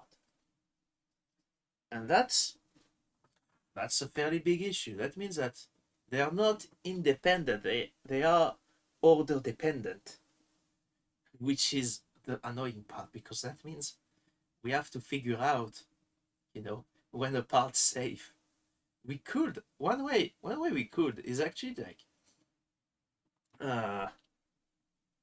one way kind of cool is to see if is to just, take all of these frames, see which ones are in here. Yeah, we could make this just take a block of true, false, whatever, and at first it's all false, and when we have something, we just, bam, this one's true, and these ones are true, and then from this block here, we transform that into a set of instructions, and just do, each time, like, yeah, if you're under 10, you jump to the false block. If you're here, you jump to the true block. If you're here, you jump to the false block. If you're here, to the true block. If you're here, to the false block. This makes a couple jumps already. That means it's 1, 2, 3, 4, 5 in 5 jumps, which is probably not the most efficient, because if we have this, like, if we do here, the minimum amount of jumps for that is 3, right? Because here because the idea is that this false check here also covered all of these ones, and that last false jump is not needed if we invert the blocks. However, that makes our code much harder to pass. But also why we'll have problems with the jump relative, but just in the proper things. But that means that if we do this method, first of all, we just need to get which one is the biggest one here. That means we can have several blocks that just come and go. I think that might probably be the the simplest implementation, I mean, that handles all of this befuddlement, and and that and even if it's not the most optimal, we're gonna have a lot of instructions, and therefore it's gonna be another issue for another time, and therefore that means that we can translate this as this gets translated as jump to false if inferior or equal to 4, jump to true if equal to 5. I mean, technically inferior or equal to 5. Let's keep it simple here. That's probably how we're gonna do it. Jump to false if it's inferior or equal to 9. Then jump true if it's inferior or equal to 10. Then jump false if it's inferior to, if it's the last one, you just jump false at the end all the time. This is the last true block. Yeah, because I mean that each one of these is actually two parts. This is because we got two blocks. This is each block here. This is this one. This is this one. Which we can actually jump false if inferior to 5 and jump true if inferior or equal to 5. You see here that kind of simplifies if inferior to 10 but equal to 15. Sorry, big mistake. So as you can see, each block has a start frame, end frame, start frame, end frame. That's how we handle ranges. A 5 is just a range of 5 to 5. But we're gonna get all of these specifically. So, but we need to construct this. So up to where do we need to construct this? Actually, that's part that is fairly easy. So this is the maximum length. That means that we get we'll pass each one of these arguments and find the max each time. We'll find the max argument out of all of these while parsing, and that way we make sure. So if we got frame 200, that means that we will make, these blocks, I guess. This block making, if we actually make each one a boolean, that's gonna take a fair amount of space in memory for not a lot of benefit, except the fact that it's simpler to write. So that's what I'm gonna do now, and if it gets slow, we'll handle it later. If someone puts frame 20,000, you're looking for trouble. I guess it could work, but that's oh yeah, I guess we can make it as a range and then do the minimum, that way it's gonna be a lot simpler, because in the end you can offset it, but well, we'll think about how to stress test everything after we get an happy path going. So that's just a different way. Like you can either program it to get everything done at a proper level each time. That's not very startup though. It's just this is when you want to do reliable code in conditions you already know. Here we're also a bit iterating a bit on that exact design. Like we know kind of what we want to do, but it's also big enough and we want it to be flexible. So we'll start first getting this to work, because the faster we get this to work, the faster we can get some of our other constraints coming online. And that means that everything's a bit wonkier, but this also gets tested with time, which is also your role as as a viewer, is to also test what I do when it gets released. Because otherwise I'm gonna. I mean, that's part of the community. You also need to test what's going out. Therefore, so, therefore, as I was saying, wait, just a minute. Let me cut the trick.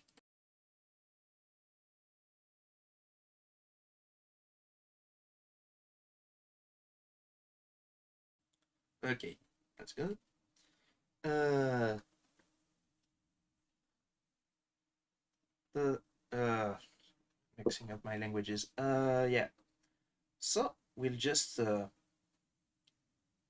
I see this method. I'm like, yeah, no, that's not gonna be that because we some ranges can have overlap if you do it like this, but oh, like if no range has overlap, actually we don't need to create these blocks. It's a good mental way. That's the optimizer in me kind of saying, yeah, come on, don't do that. But yeah, I mean, if we get these ranges like start and stop, check that they don't overlap. You don't, which you can check having by just looking at each one in a pair, and then if they are sorted in the proper way, you can make all of these work properly, and and that's how we gonna do it. So yeah, step one, parse the ranges. Parse the ranges. We check if everything's going well. We check we check for we're gonna prevent frame zero. If it's something that exists, we will allow it maybe at a later date. But for now, let's remove anything and remove frame zero from the equation. Then check, of course, if it's yeah. Let's of course remove also variables from frame. These are going to be static, otherwise this can't be computed.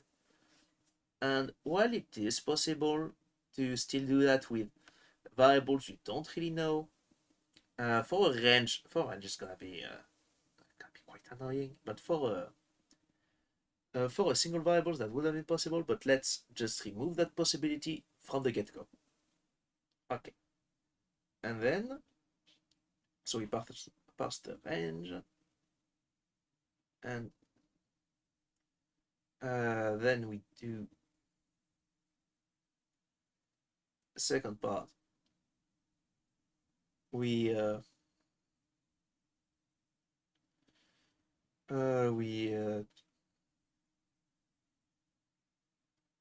check for overlap. We check for overlap, and we sort. Of course, the sort kind of goes before, but yeah. And then we translate to blocks. Translate to these here. And finish with that one. Okay. All of that, great. That's how we're gonna do it. Let's get started then. Let's get started. So we will handle the modulo. That's today's thing. We handle the modulo. Yeah. Cool with it. So let's get this as arguments still, and let's create the ranges as a vector. And so for in arguments, wait, that's args here. Oh, again, I'm not being very arguments. Not like that. So let's see. Let's see.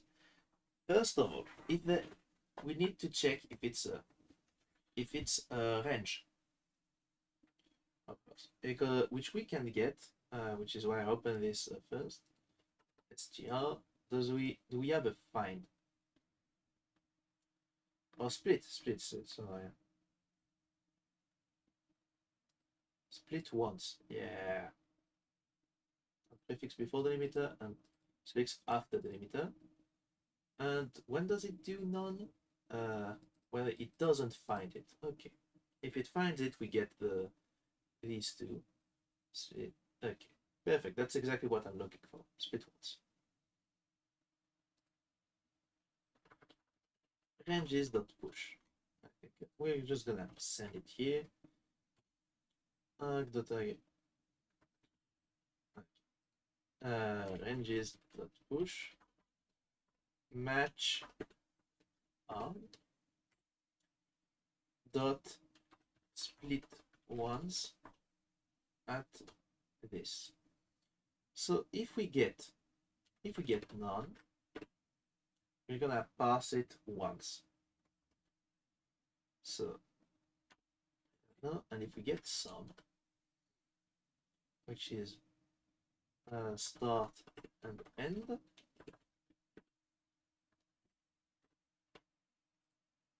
that's what we're getting. So if we get at none, we'll get let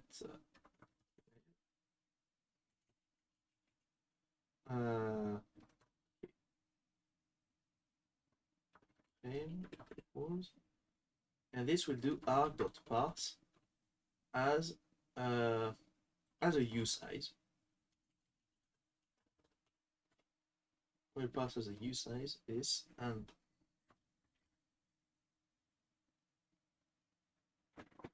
yeah, because we can't have negatives anyway, but yeah, we'll pass as a usize. So you can't have under 0. Let's have under 0 then, if we not big. So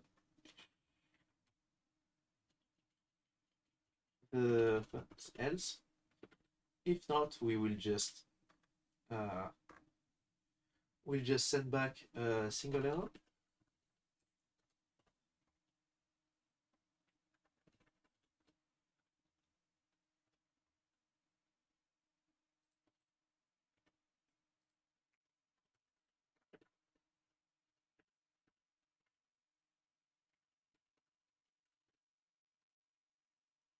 Here we just send back arg. If it is okay, we then check if it's in the bounds. So what's the bound? That just depends if we have a modulo. So if let some modulo, if we have it, then we just we do if frame superior à modulo, then we will return a single error.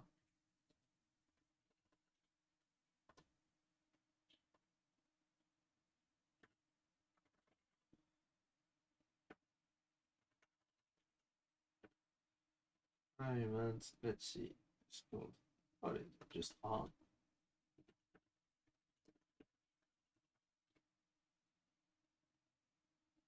But we haven't actually got our modulo as an integer properly, so we just get this let modulo equals match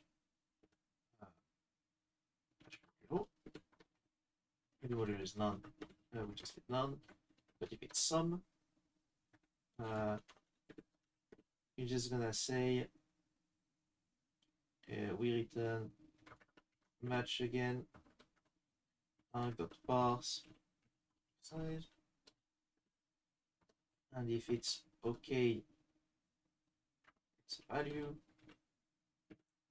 we just return some value.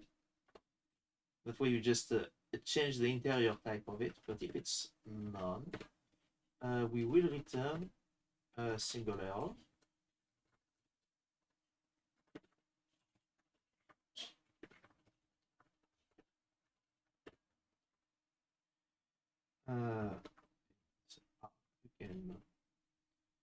this means that we always a new modulo is always a number, so we can do that.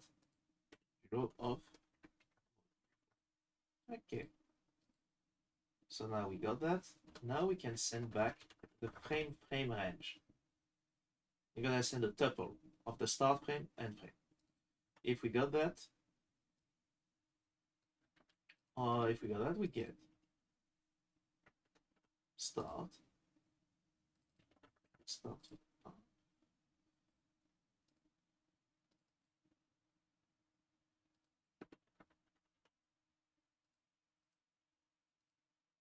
Okay, no, what am I looking at? Oh yeah, it's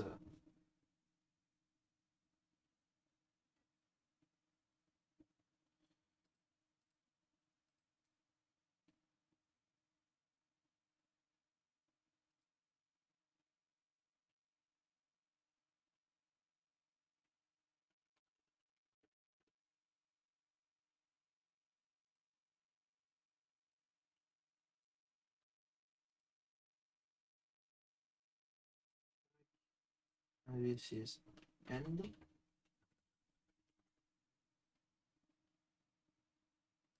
Let's just also send it start and here, and it end so that it's easier to understand.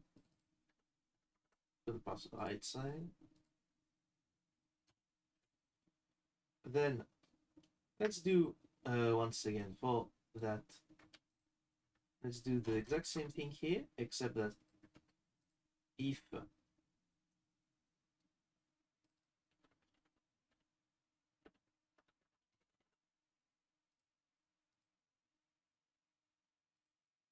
so we just gonna say if start is above the modulo or end is above the modulo.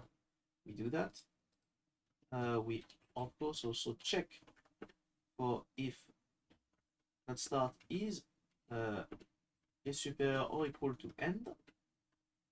We also return a single error.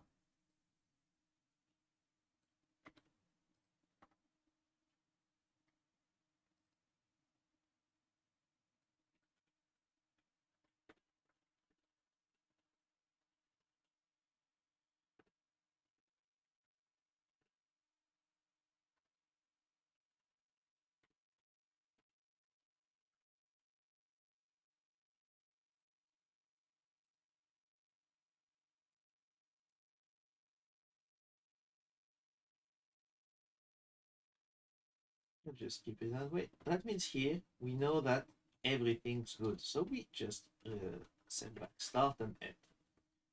Cool. Let's see.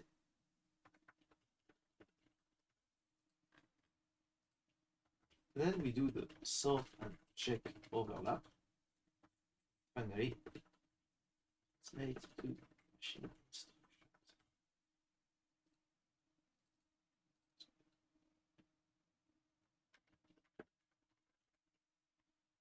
Okay. So with that here, pass the range, time to sort, and we both want to. I mean, yeah, we know the maximum. Yeah, for sure. Okay, so let's first start by sorting from the start position. So we do ranges.sort, most likely. That's why we'll check the documentation once again. Get a vector, vec. Because this fella here has a sort function, and we will use that sort with key. Where is it? It's probably on the trait. Sort by key. Yeah. Sort by key, we do. Of course, we will get an immediate, if we got 2 times the same key, therefore we got collision, like frame 5 and frame 5 to 10, that will be an immediate rejection. because we will see that the start of the first one, the end of the first one is equal to the start of the second one in both cases. Like it's gonna be, if we get to that, like if we get to that, the start of one of them is gonna have 5 for both, and means the start. Yeah, should be okay. Okay, sort by key. And it's r.0. Okay, so we sorted the key, and now we're gonna do an iterator that's paired up. I know that exists because I read the documentation. That's why I say read the documentation, is because once you do, well, you will know already what you got. And I know we can do that because I've read through all of these functions. I saw that we had one. Don't exactly remember which one exactly, because there are several, with the windows, with the zips when you got 2 iterators. But here we gotta get one of them. Because one of these allows us to pair. What's fuse? Just I thought it was personal.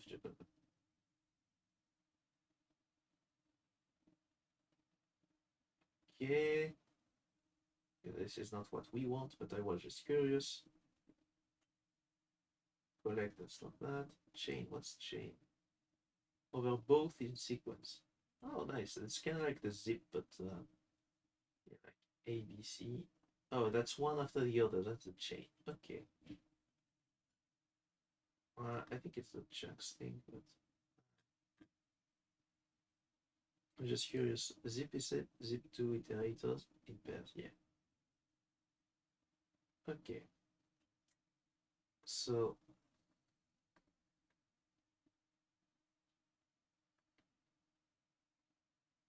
partition, is it partition? No. Creates 2 collection from the iterator. Okay, so that's when you want to split into 2 parts. What filter them a bit. We not sorted. Yeah. Intersperse. That's not what we want. Okay, that's the separator. But yeah. It checks. Oh, that's not what I want here either. Comparison. Lexicographically comparison.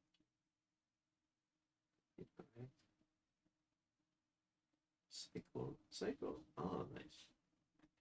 Iterator. Inspect. Max. Chunk. That's too complex for what we want to do. Product is engineering elements. Okay.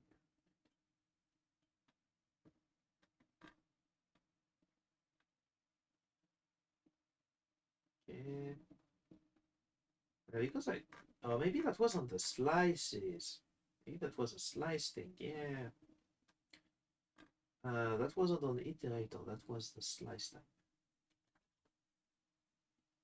Primitive types of slice. Can I do a slice of these? I guess I can. That's a vector, so I can make a slice of that vector. And there, because the iterator gets them one by one, but here I can get, I can probably get my pairs. Partition, dedupe, and was one multiplication. Sort and stable. Split. No. Because I can iterate on the slice, so that's okay.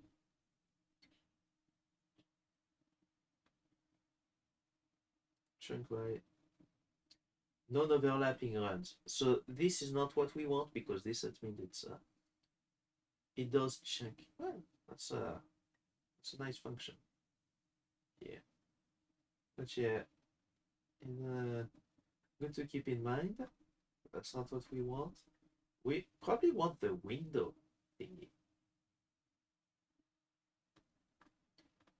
because I don't think we might get pairs because we probably got the more generic version.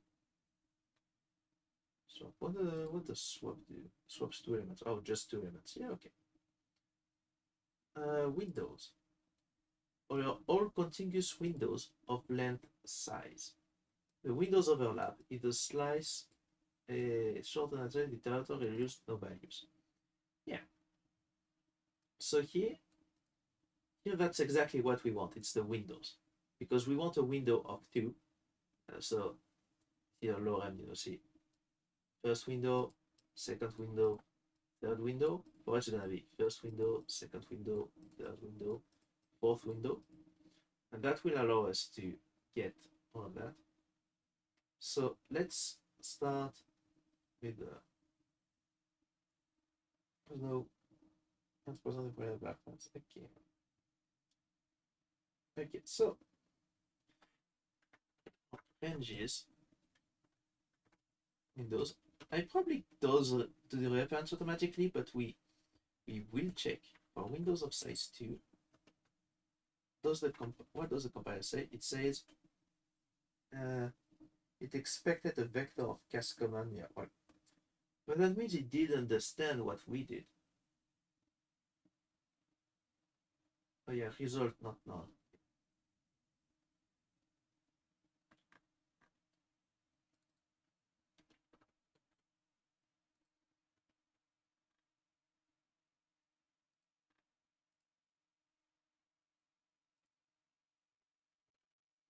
Let's return an empty vector. That way I can fix some of the errors here.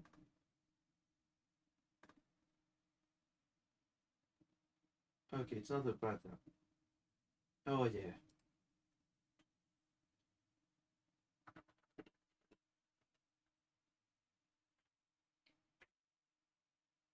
One error. So it did manage to parse it to a slice.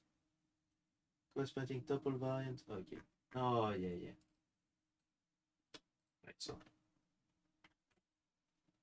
perfect. Perfect. We're returning code that doesn't work still, but we're getting to that. We still do the checks to make sure that our code works properly. So if pair the end, well, let's do it first and second. That's better. So if the second A and B, if the end of A is superior or equal to the start of B, we return a single error.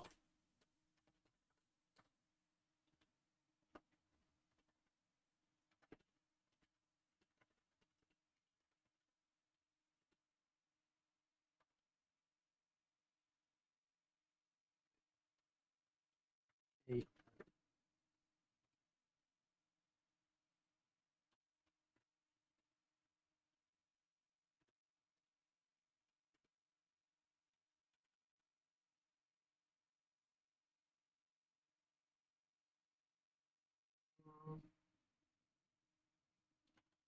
Let's do this for,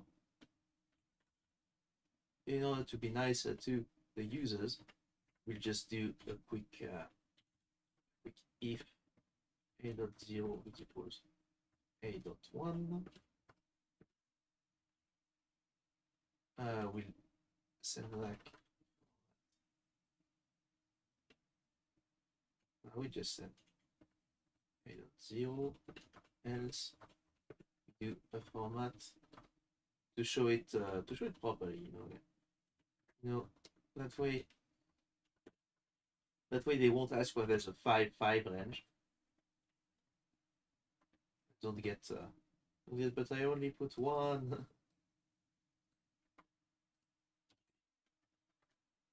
Which is less questions on the support forums.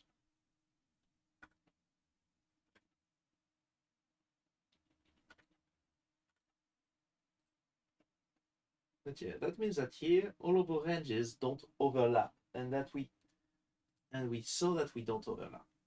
Therefore, we can now translate to the Castagne commands finally. So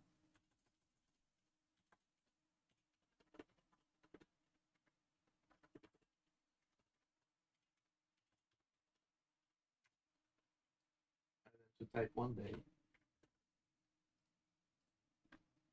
So here that's where we use what we already said for the before stuff in here. We will do these blocks. Here. So if it's inferior to the start, jump to the false. Inferior to the true, jump to the true. Okay. So what we're doing now is for in ranges of there, but enumerate because we're gonna need that.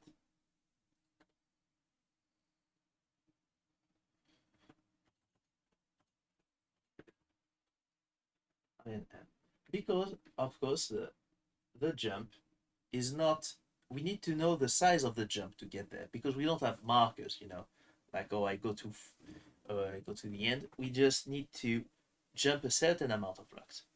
So if to jump, let's remember, so in our structure we got these. This is what we are actually doing. This is the true block with the instruction for the jump to the false block. It's part of the true block technique in this one. And we got the false block. So to jump to the false, because it's relative. So this is the final instruction. So it needs to jump. The true block. So it's true block length. So it's we already got that value. So it's a true block length.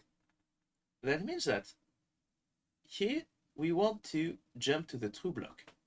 That means we want to jump this instruction. So we jump 1. Here we want to jump to the false block. So, but it's not the same here. It's that true block length plus 2 because it's these 2 instructions. Here we want to just jump here. So because it's true, so we just want to jump these 3 instructions, and this is true block length plus 4. You can see the pattern. That's why I keep the I here, because that's we could add them in reverse or something, but that's but let's add them in the proper way because we know how to compute all of that. Because we know orange is this 2. Yeah, check this. So we got 2 blocks overall. So we know how many blocks are remaining, of course. So and we know how many instructions there are. So here we got 1 because we got 0 blocks remaining. So 0 times 2 plus 1. For the 3, it's 1 times 2 because we got 1 block remaining plus 1. So that's 3. It's 3. That's 1. Here, that's the same kind of idea. We just jump 2 because we also have to jump over the instruction we're going to add just after. And otherwise 0 times 2. So 0 times 2 plus 2, that's 2. 0 times 2 plus 2, that's 4. This is the offset. This is the offset we need.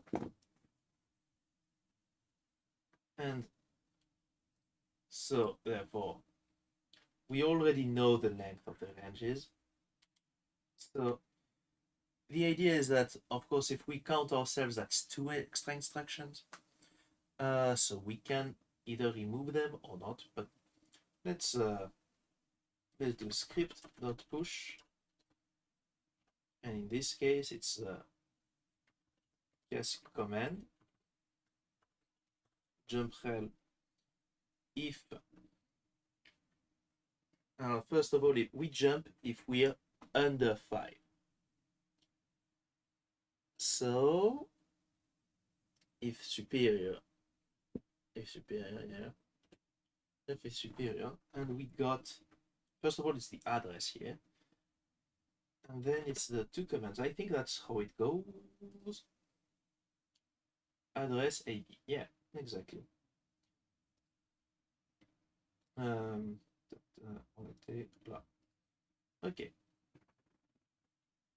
So in this case, I want to jump if, so already superior, if the frame,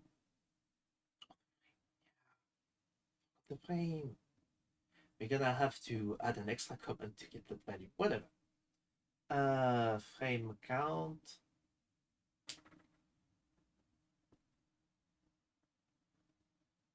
Oh yeah, that kind of puts a bit of a damper on plans, because we need that value.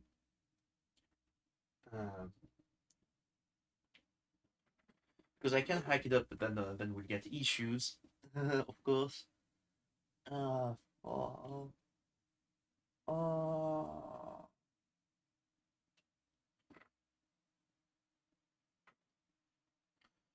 I'm gonna do something that's gonna be the fun part. Uh, we're gonna of course handle it better at some other point, but at this moment in time,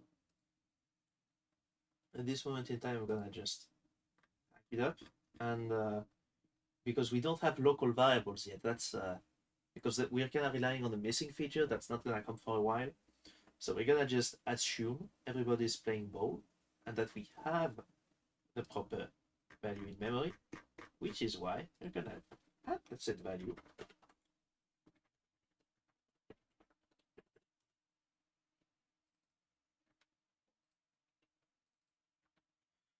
You're gonna add that value inside of the variables block here. And that means everybody's gonna have it. That means as soon as we get that, we will get it properly, and we will get that.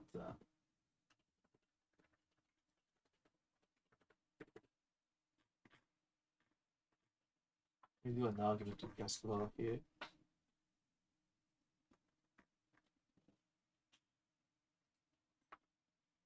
To Castagne, what was the argument?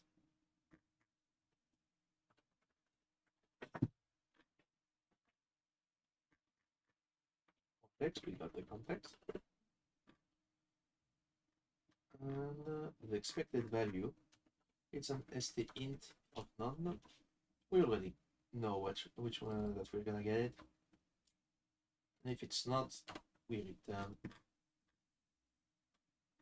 There's a compiler error.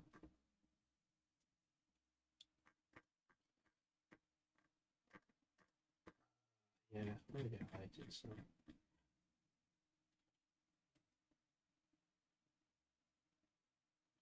Dot unwrap. Let's just do dot unwrap, and that way we'll panic here. It's not really an error. It's just me being lazy right now. That also means we're gonna add that which may or may not be something we actually want to do. And here, that's oh, that's okay. We'll do it. We have the function for it. At this moment, we know it exists. It won't work, but we'll here. So jump relative is superior, and then we got our two things. So, of course, if f inferior to 5, so if 5 superior to f, so of course, yeah, that's gonna be not the proper one. Let's put it here, that way we can see that. We're gonna do var constant, which is memory entry of an int, that is the range, the start of the range. That's the start of the range, and if the start of the range is superior, if the start of the range is superior to the frame counter, that means the frame counter is inferior to the start of the range, we send it, we do the jump, a jump that's also a constant, because of memory entry, also an integer, and this is where we're actually using the I here. So because we got the ranges.len minus I,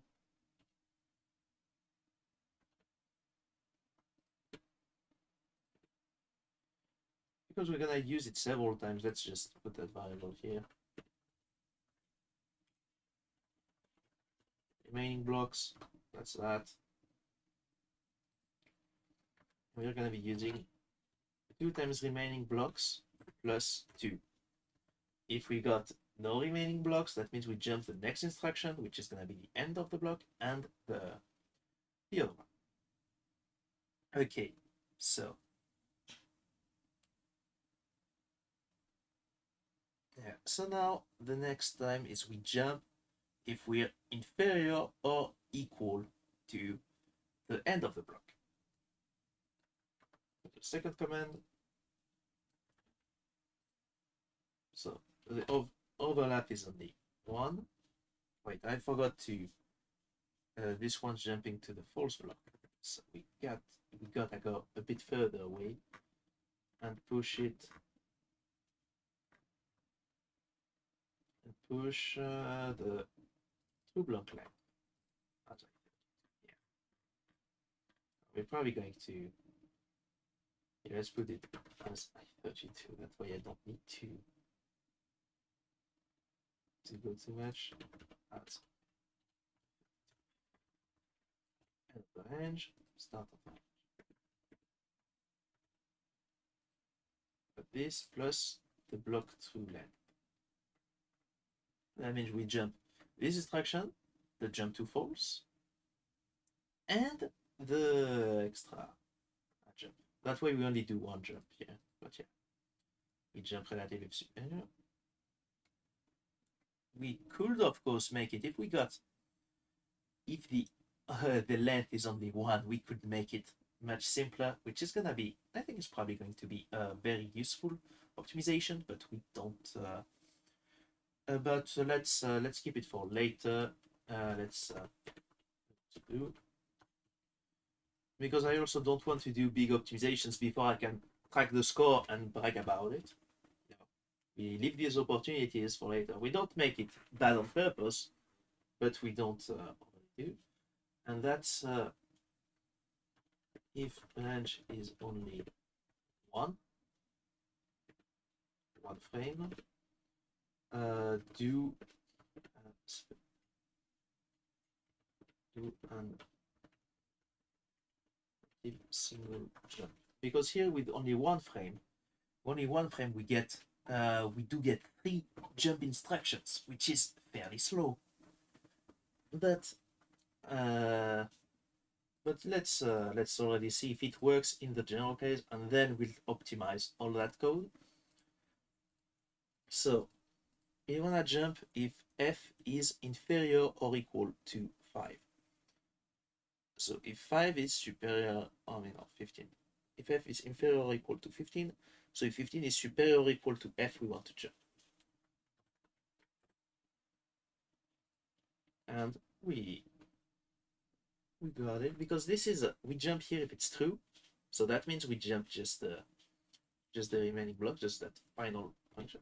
And here is the final one. Script.push, it's command jump relative, and this is for memory entry int, and then we just get our block through length.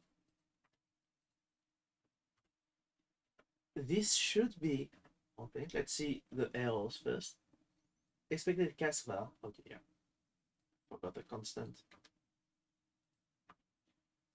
That's the part of having many things, but okay. So argument to cast var. Expect semantic type found. Semantic type. Okay. Just get a reference to that one. Annoying. Expect an option. Can't you just coerce it? Oh, expecting an option on this. We do send one. Okay, 2 entries. Expected is string for ends.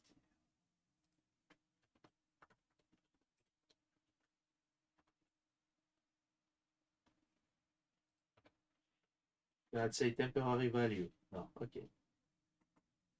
Ranges but dot windows. Range of type. expected u size found, expected slice, and found a tuple. Okay, so that's not a tuple, that's a slice. Okay, yeah. Can we... Does that work if I do it like this? Of course not. Oh, I mean, yeah, you can.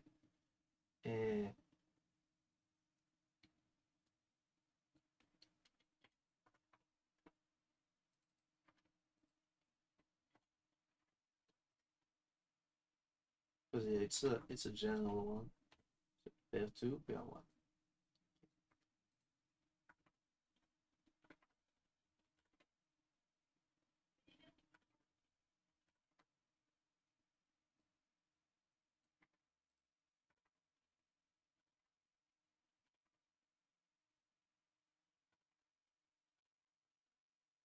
Good.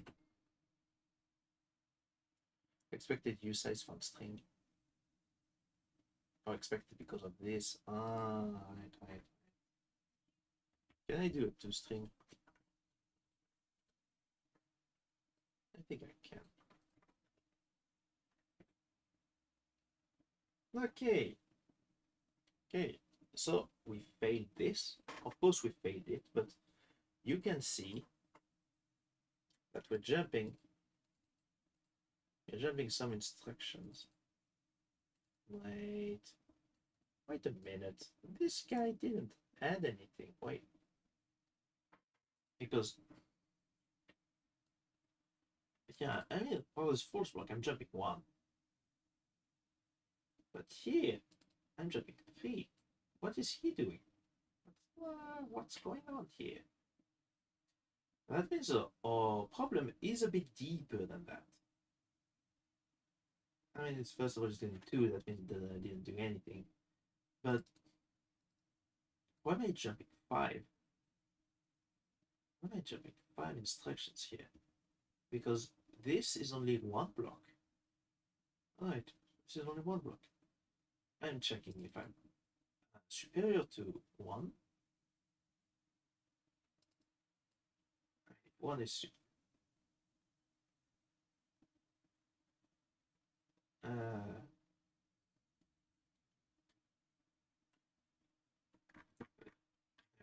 jumping 1 is superior to the second one.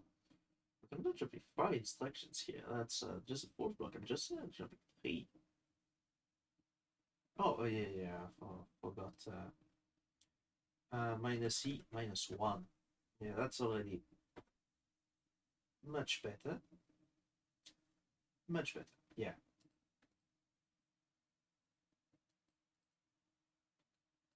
First of all, this guy here, yeah, it's jumping here. That's if I'm... because, yeah, that's correct. Here I'm jumping 3 instructions. 1, 2, 3. I'm doing the errors. Here I'm jumping 1. Why is that guy? Why is that guy alone? Who left him alone? Does the code actually run like that's a big issue, because here we got 2 problems. First of all, one of them is that the frame ID doesn't change. Well, that's not an issue. We'll just change it. We'll just need to add a callback in the next frame call.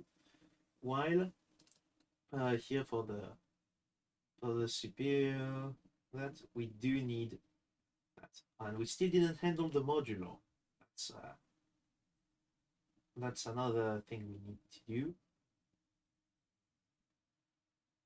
And yeah, well, jump geez. Yeah, well, we'll also add a module. We're gonna add a second test with the modulo. Let's not make this one too complex. But I'll add it before I forget. Range.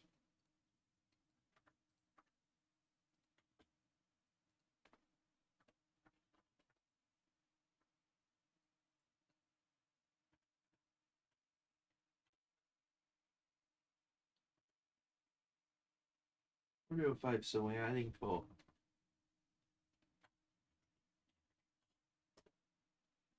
2, 3, 4, 5, 4.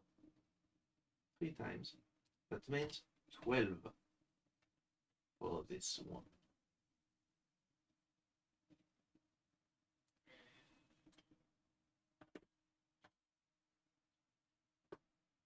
Let's add another one. Which one? 15.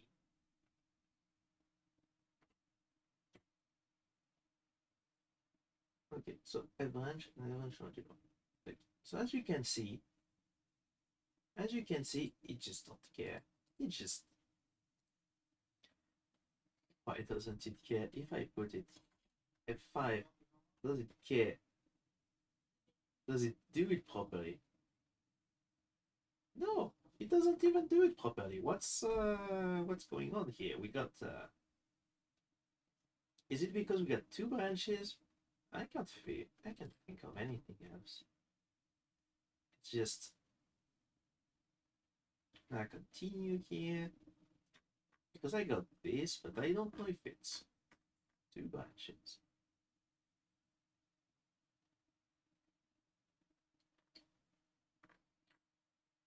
Ah.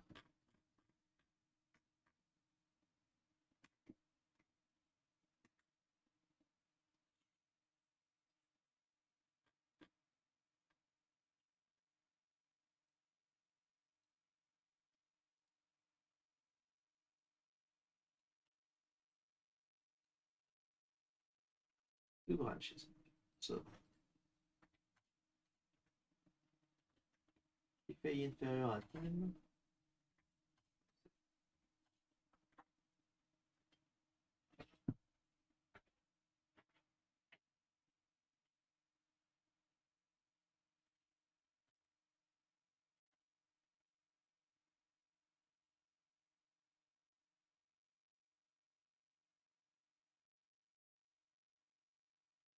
D1 and set D0.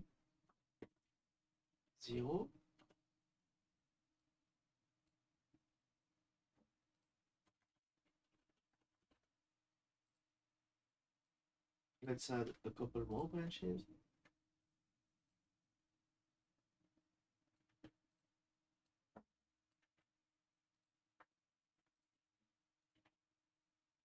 Equals C1 if A superior to 10, so D1 test.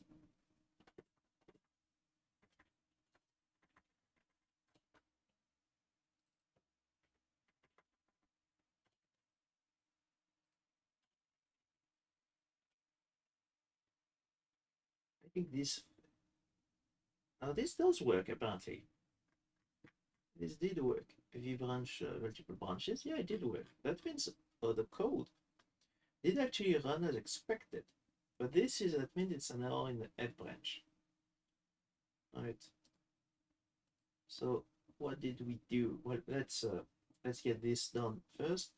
So you can see here I'm doing the next frame. I got the state frame count. We're gonna do we're gonna check in the memory stack. We're gonna make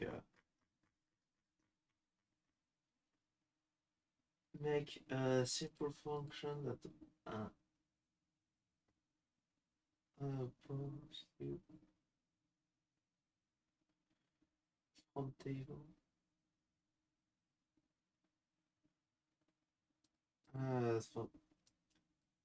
From table. We got the table to get the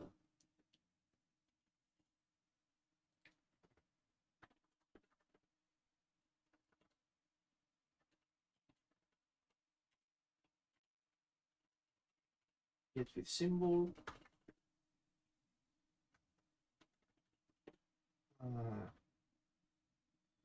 That's a string, and we got an option of memory entry. And in our I got the memory table here. Memory tables here. Get ID from symbol.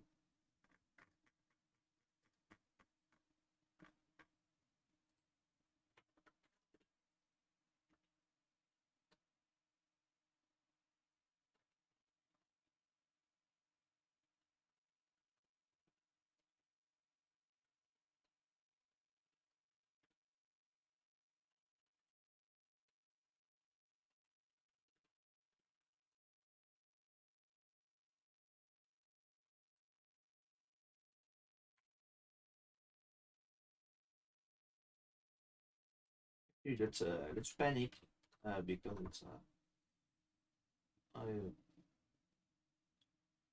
let's just just panic. It's okay. Give me a minute. A small minute. I'm getting a call.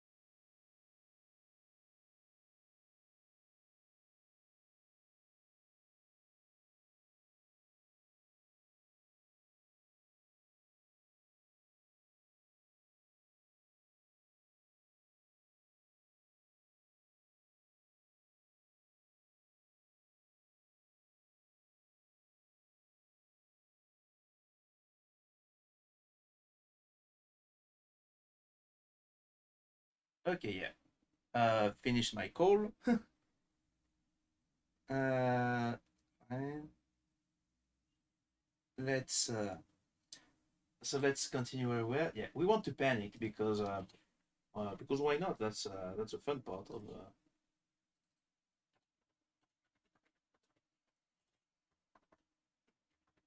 because that's an internal function. We don't want to put an error. We just want to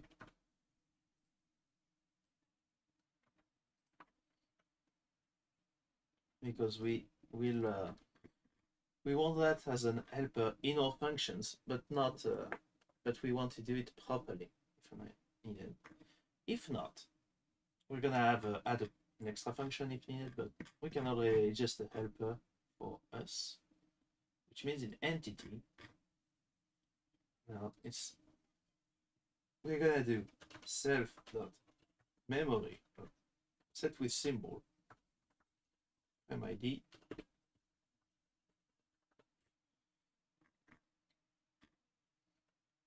Yeah. Oh, and of course I forgot the set with symbol. I forgot to actually get the value, which is a memory entry, of course. It's set. Okay. 3 hours. Okay. Well. Why is it a state ID? Wait.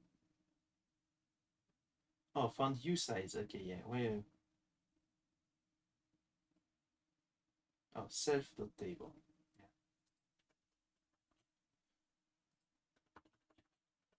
No, the memory ID. It's in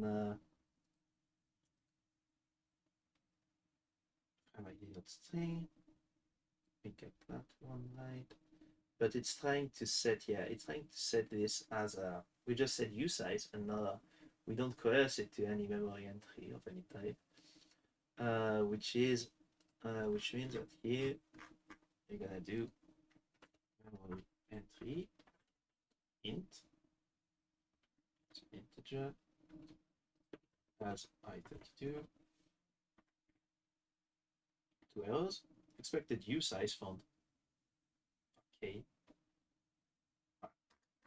I thought these types are supposed to be copied on the stack, but I guess it's a little reference yet. Uh, uh, it's in memory. Yeah. ID. Cool. Okay. And set here it's a mutable reference. Thank you. Okay, set target. Okay. Now we're having regular engine. Oh yeah, some of our tests don't work anymore because it's trying to search for a symbol that doesn't exist. You know, engine test, engine multiple button. Symbol doesn't exist here. Oh,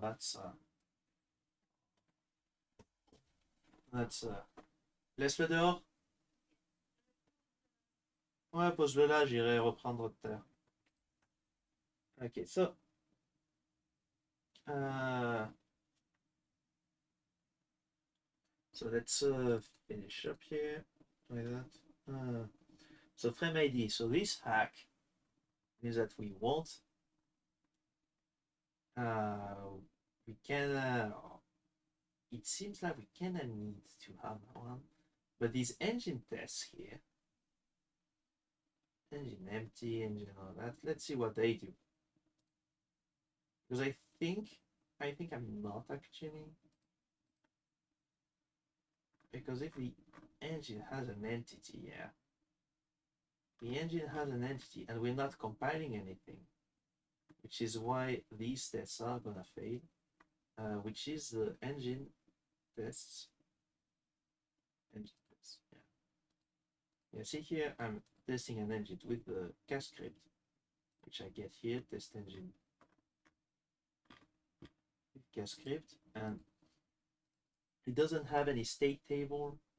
I guess it's kind of half expected in that way, because I mean this is the question. Do we keep these tests like this, or do we get something more out of it?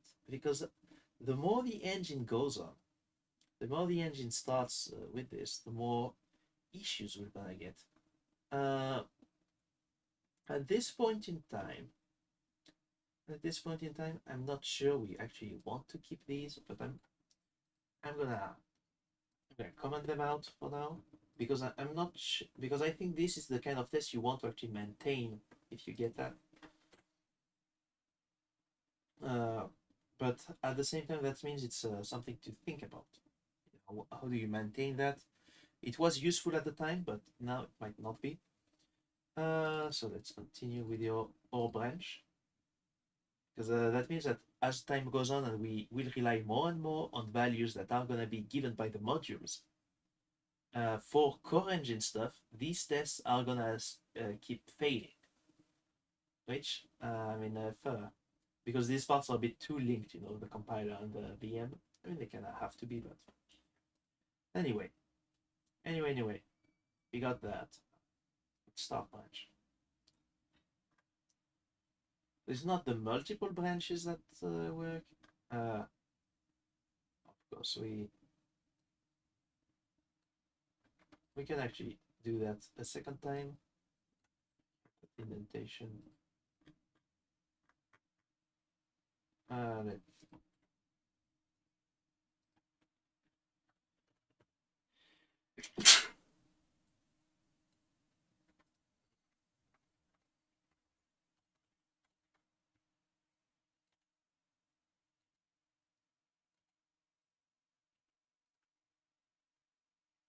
same place, but we remove the else. Okay, so it's not the else either. It's really the F branch. I'm trying to, as you can see, I'm figuring out which ones are going to be an issue or not. Oh, that's because we forgot to parse the blocks. Like, or did we do that actually? Yeah, that's because we didn't parse the blocks most likely. Like, we passed the branch, but Match true false. Yeah, see here. No, we do. We actually do pass it.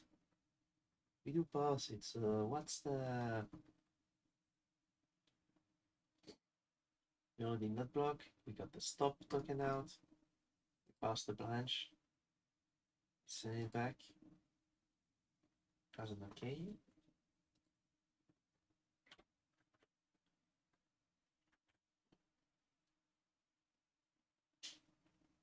Because here like that's not good. Because is it? I think it's probably that's the first one. Let's did I put I made a mistake on the test? I don't think I did, but let's check it out. No, that's quite proper even. Let's do it like this, maybe.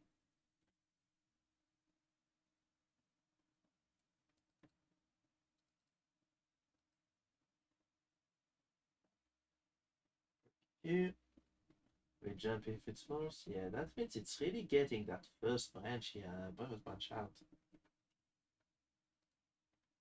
What happens if I do a set B to 0 here?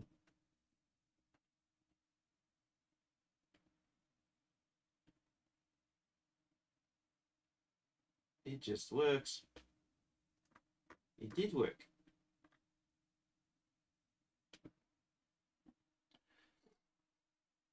Now that's quite annoying actually. So depending on if I got this line or I don't have it, the test runs or fails. Let's make it fail.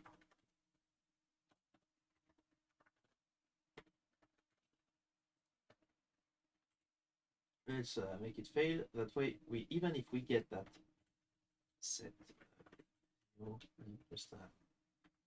just a little you fail forced. That means yeah, look like here. No, it's eating one line. It's eating one line. The B here, the B is not red at all. That's what's going on? Yeah, one of these. Here it ate the branch. No, it ate the B. Come on, what's how did it get to this point? Like, yeah, come on, let's put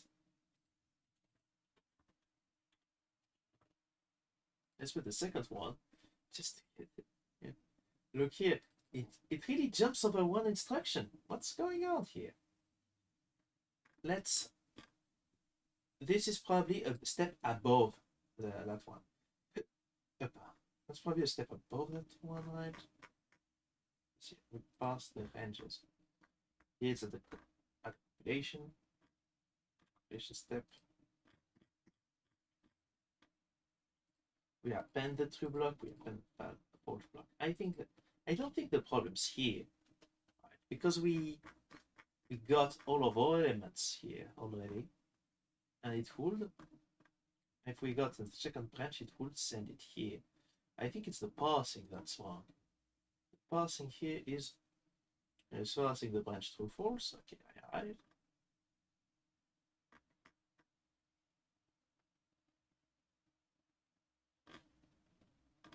Okay, yeah.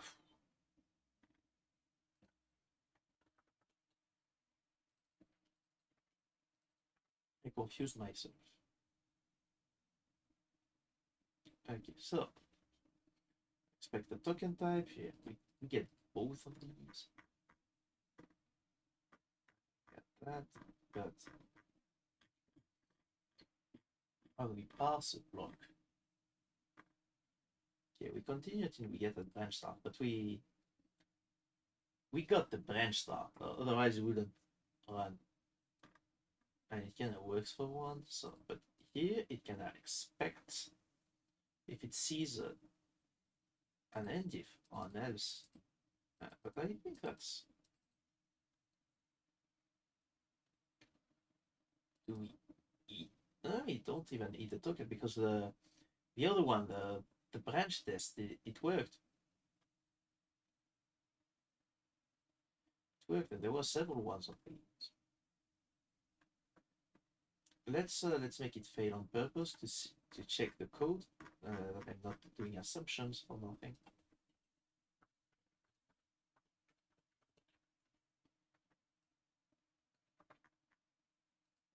Just make sure everything works as expected, because it doesn't feel like it's an error on the F branch. It feels like something more deeper in the compiler, just on the face of it.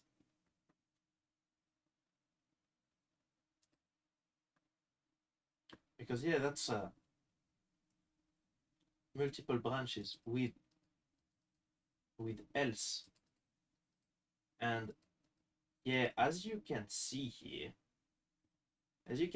I just got lucky or unlucky, but my problem is, oh, that's the left branch. But the multiple branches here, I should have had, this sequence, jump rel, jump rel, jump rel is superior, then jump rel, then these two here, 1 or 0, then I just do that, I just get that, but it didn't actually catch everything. Yeah, it's not the F branch that's broken, it's my parsing of the different blocks that's broken. Because I don't get, look here, I do my 4 sets, and then I just jump here, like, I just do one jump, and it just happened to be the proper one. It just happened to be the one I actually wanted. If I put it in another order, this wouldn't work. Like, let's actually even do that right now. What happens if I do put it like this? Yeah, see, it's panicking because it doesn't work if I do that. But if I do that here, that multiple branches else pass, but not the multiple branches. So all in all, that means that the error is deeper, and that means two things here. The error is deeper, one, and the error is gonna be annoying. That's the second part.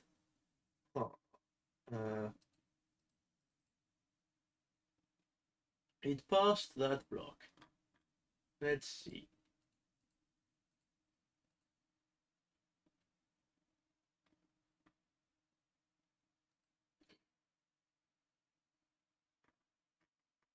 Is token end of block? In theory, that stops at an end if too. Is token end of block or end of statement? That's a stop. But it's the end of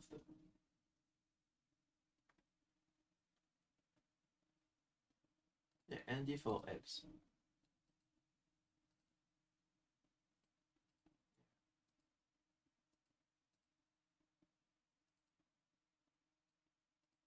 I think that's a proper order.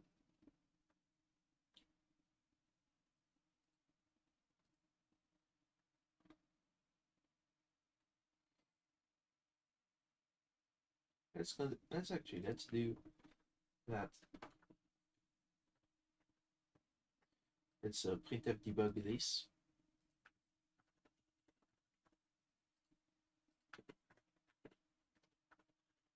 And check the tokens. With that, we already have a much better idea of what's going on.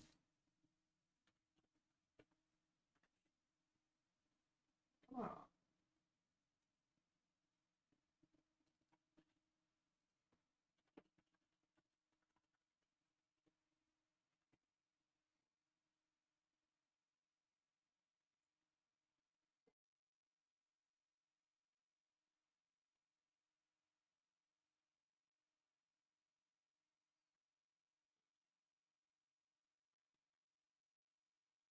Equals pass block. That's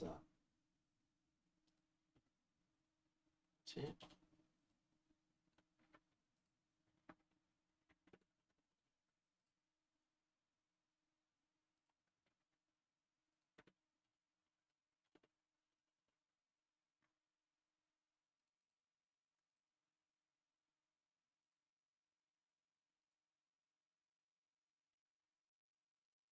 State. We got the state name. Or don't we have it at this one? We got state.name. Right, state pass state character. Okay, pass the variable, pass state init. Yeah, that's the one I want.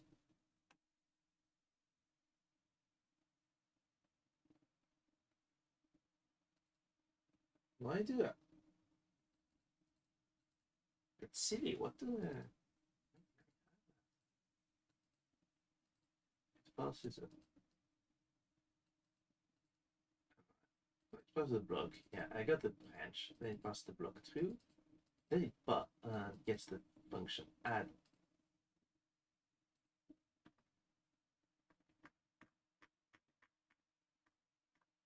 If I had the debugger, that would have been easier on me. But I don't have a debugger, so that probably means it's something, you know, to learn and to add to the actual thing. Yeah, at this point,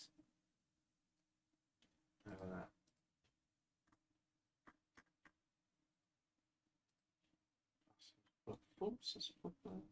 That is proper. Let's see in the pass block. I think that's while it's not an end of a statement, we continue. Then we here. That means we get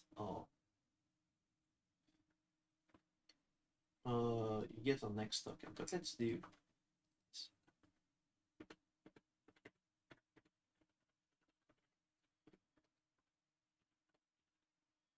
It's tokens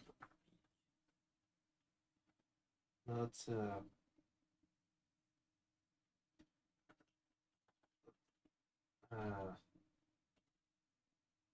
no, it's not really another app.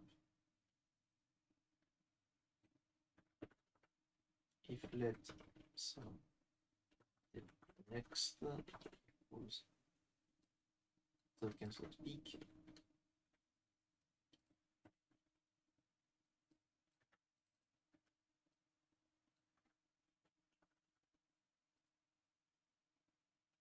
And here we can check.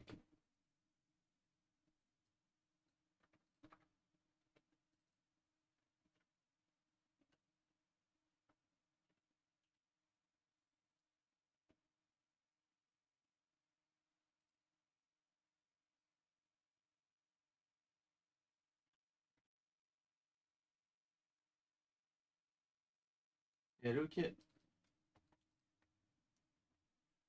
at this. Yeah, I was right. It's definitely just skipping. It's skipping until the next end diff. Come on, bro. That was until the next end diff or not? This one.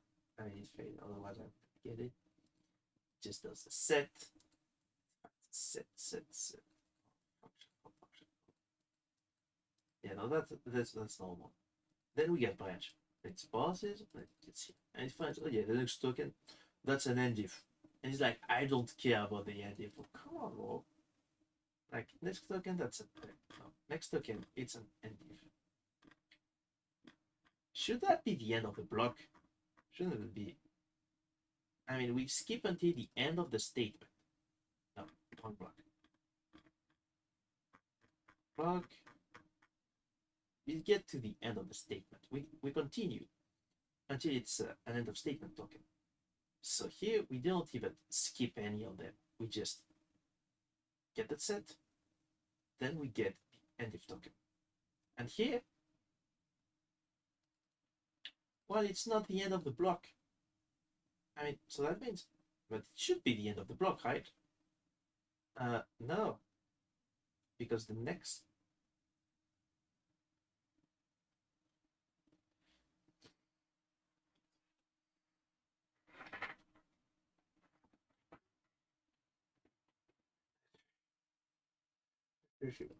So it skips all of these guys here. Branch start,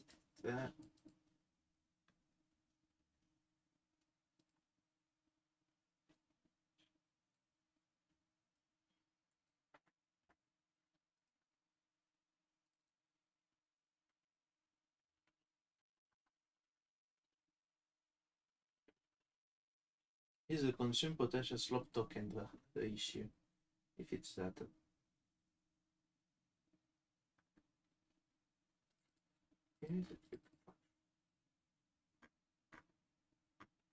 Let's get the test. Yeah.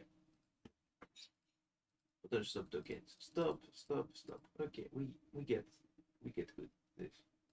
Okay, stop. Next token is an end if. Why does it skip the tokens then? Because skip token, that's here. I don't understand.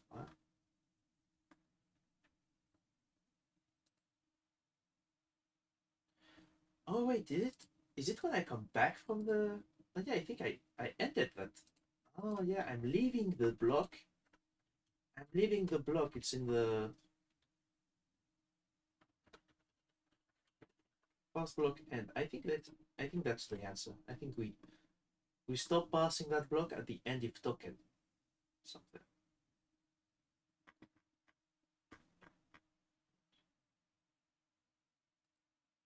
Again. Okay. Rook. Rook 2. You first block end and then yeah, so because we eat that end if token and we go back, and that means that because we pass that branch, it doesn't actually see that stop token because we ate that stop token, right? So it continues and it eats the next line altogether. That means here. This is here when we pass the branch. So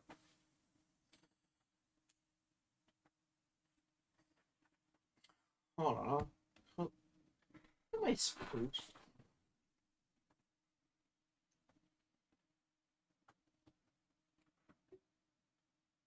How am I supposed to continue from that? So let's because this is at the end of a pass branch. At the end of a pass branch code. Because we passed the block, we're at the end of a block. That's always true. So here, we're already at the end of a block. We want to continue, but we potentially have errors. I think the only way, it's not the best force end of block.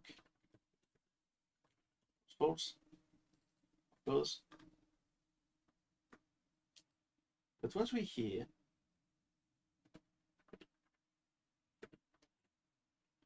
force end of block,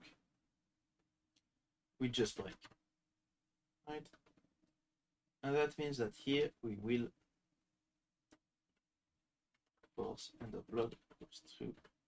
We'll force the end of the block here, and this will make because the pass branch will eat this like it's the full block, and this means that we won't get much here. Actually, branch. No, it's the else that didn't work. Right?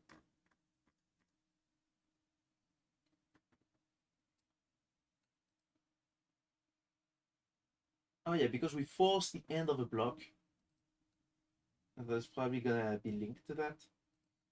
So, it's a block. Okay, so we do the set. Okay, cool. We got the branch. Branch has stop. We got the else token. So we got block and we start the block else. Okay, so we got. So now it stops at the first branch or something. Yeah, it stops at the first branch. We had deeper issues in our branch parsing. I'm saying us because you're going on that adventure with me in that stream.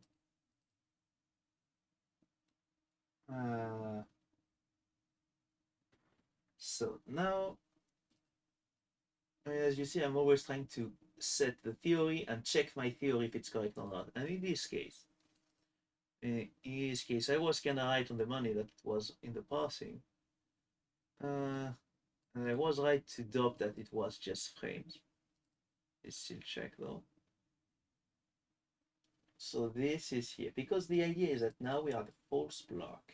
We got the false block, but the block doesn't actually end. That's yeah, actually, yeah, that was a bit of a hack, and it doesn't work because the block doesn't actually end here. Right.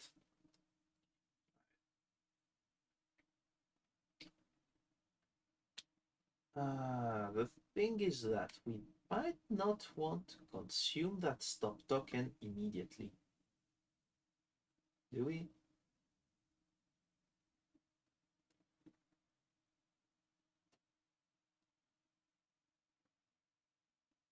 Because we continue, it's the end of the statement.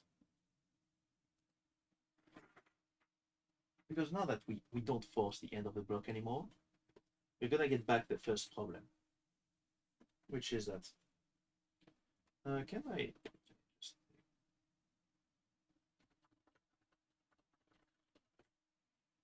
yeah, that way it's gonna be easier to do instead of looking for it each time. So the thing is that we skip the whole branch here, which is not good, not good at all, because we are at the end of it. I think yeah, I think maybe that's maybe that should be the. I mean, I hope I'm not. That could work. That could also not work. Second mutable ball. Okay. Thank you, Mister. Yeah, because I'm. It's not the end of the block. First off.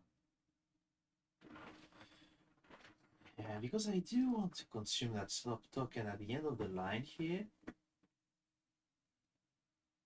But then I'm kinda going on to the end of the statement.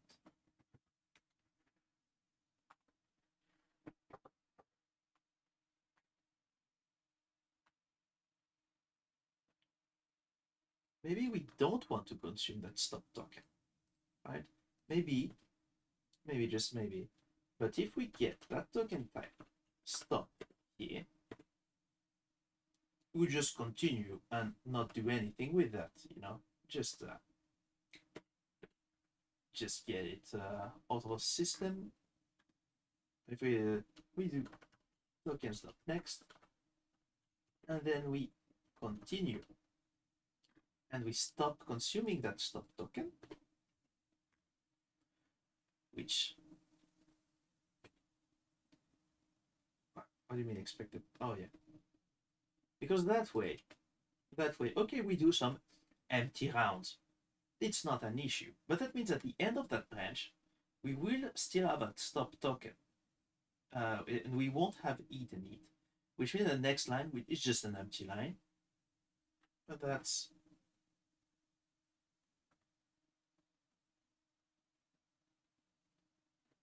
next token stop. Stop. We did consume that stop though.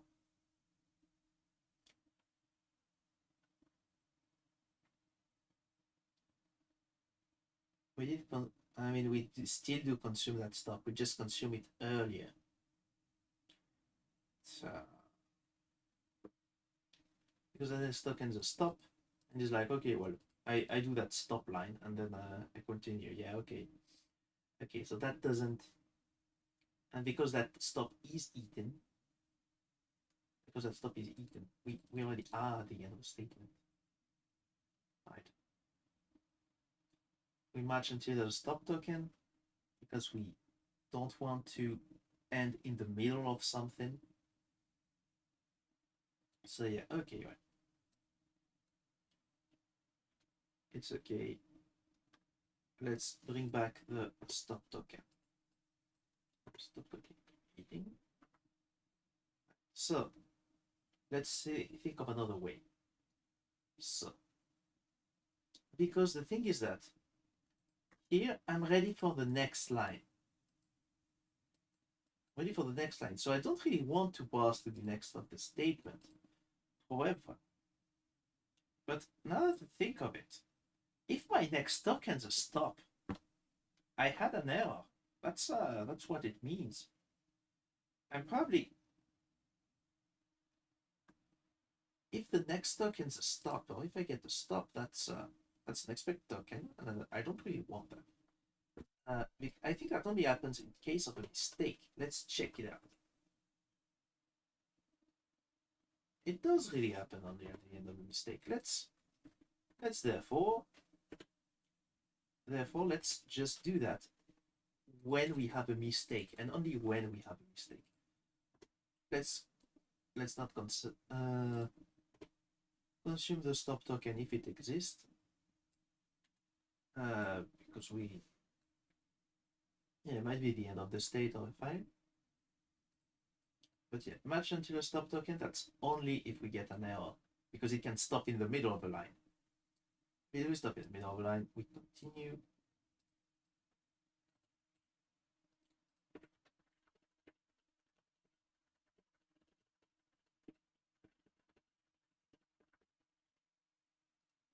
But otherwise, that's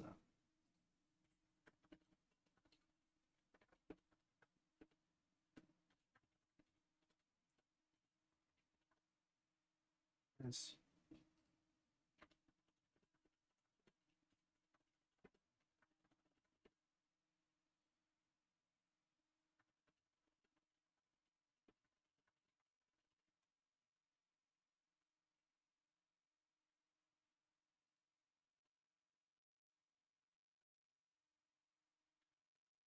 Go test. Let's see.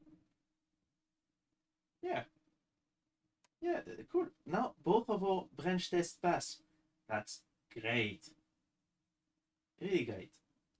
Now we got the F branch not passing. That's one's less great. But let's see what it does. And you can see that now.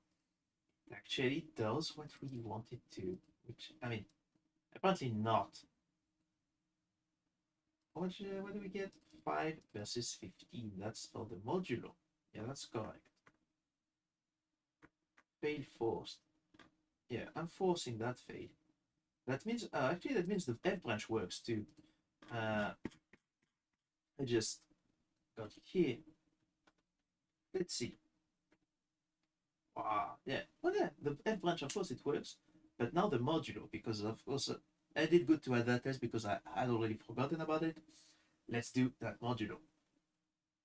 Do that modulo, get it done. Because now, no, that's the funny issue.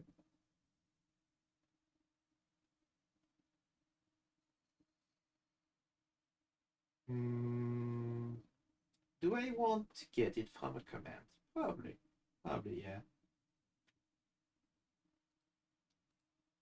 I probably do want to get that.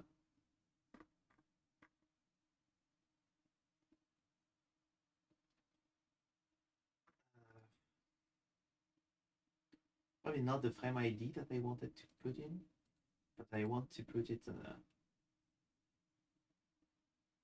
let's see.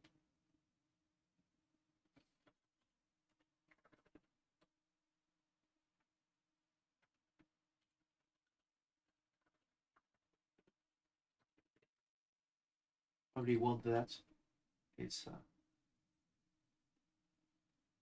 ugly, doesn't matter too much right now. I will get my problems and my comeuppance whenever I get the local variable.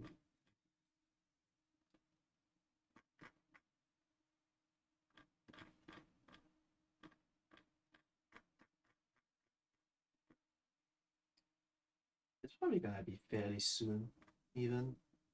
Don't want to do that today though. It does sound.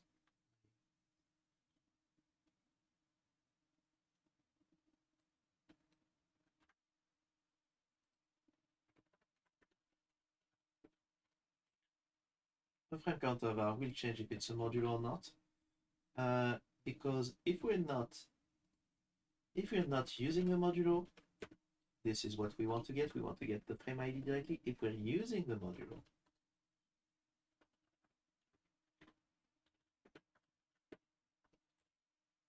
that's where the problems start.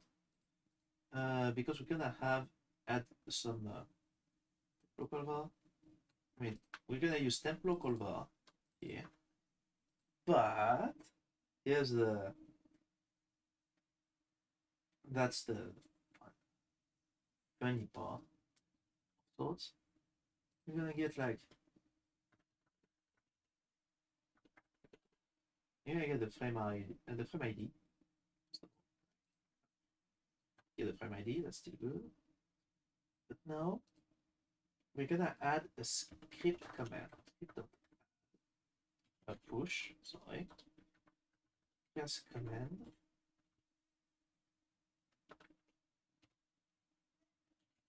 Did I call it rem or did I call it modulo? Good, excellent question. I think it's rem. I think it's rem because I revealed the modulo. Okay, perfect.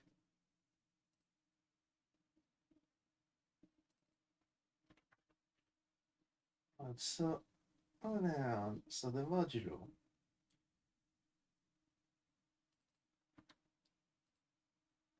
frame ID, okay, divided by a constant.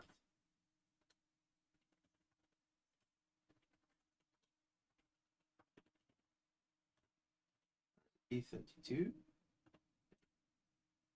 and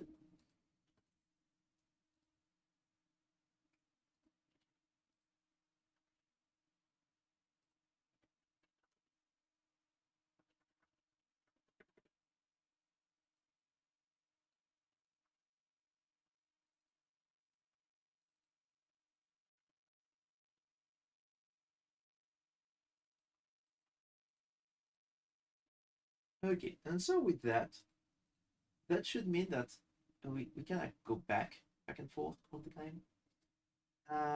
Of course,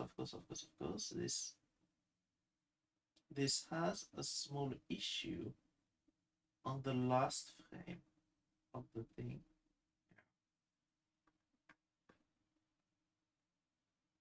Because that means that if I got a modulo, if I get a modulo, I'm matching on frame 0 to this here, actually.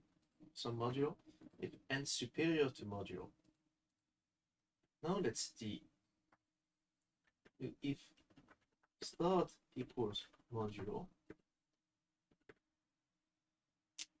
No, if start equals modulo, that means we already didn't get probably. I mean, it can't be equal to modulo. Only n can be equal to modulo. If n equals to modulo, we do a smaller. We're gonna do a funny thing that's called we remove it and it's equal to 1. But we also can we push from inside the range? I think we can. One push and then we put. I mean, we put the end n and then we put modulo.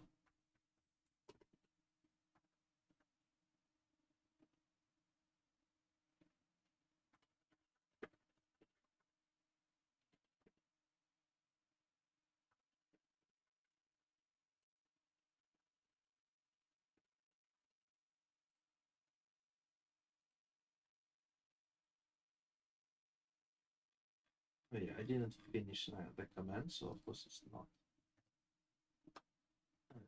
Okay.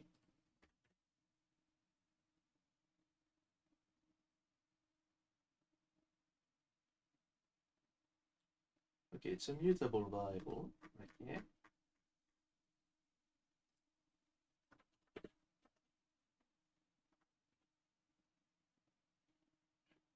Second mutable, yeah. Of course it does. Of course it does. Should have guessed.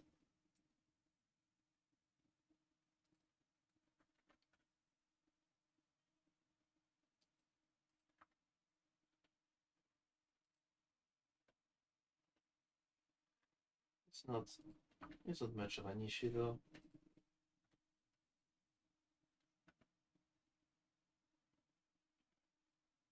Which is, yeah.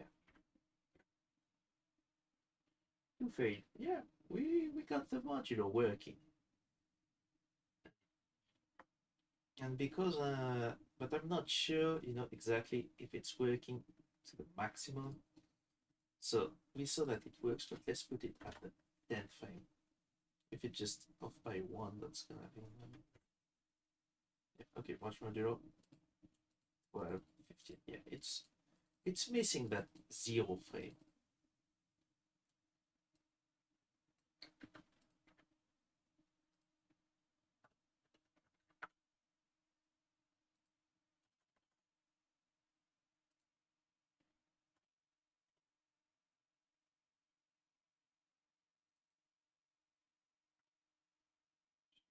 Wait,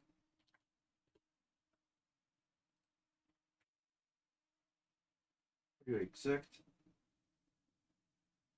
Let's see what is cooking here.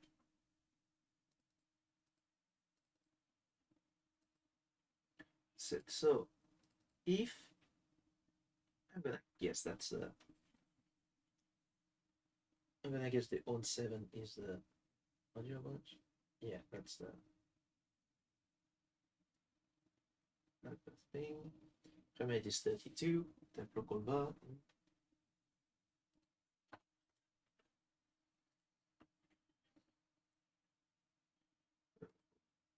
Temp local bar is 0. Good. That's here. So let's check. Let's check it out. Yeah. Okay. So in this case, I'm checking against 10. I'm saying it here. I'm checking against 10, but I don't want to check against 10. I want to check against 0. First of all, now that we got, let's remove all of this printf stuff.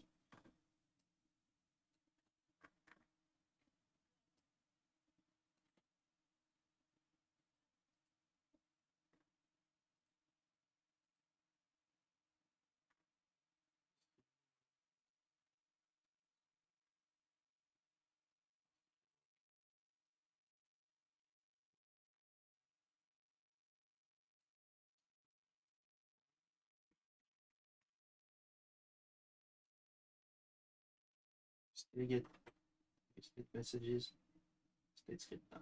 Okay, it's okay. We know that. Now, yeah, the 10 here. That means our modulo check's not working. It's on the compilation end, likely.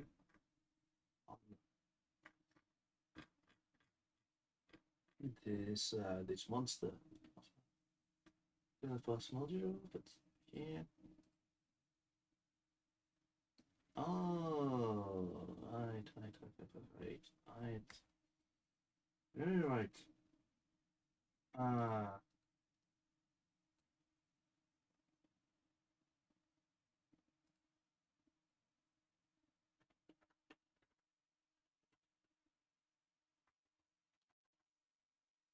so we're not gonna push the range immediately. We're just gonna get it back.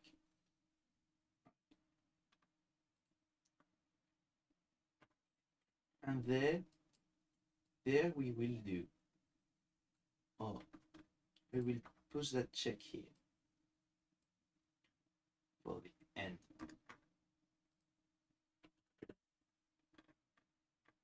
So this we don't need. We just check it as properly done, and we get back. So at this end we get a range. At the end of this block, we'll get a range. This is argument handling. This is so here. If we got a modulo, this one we don't know. Okay. Actually, we can.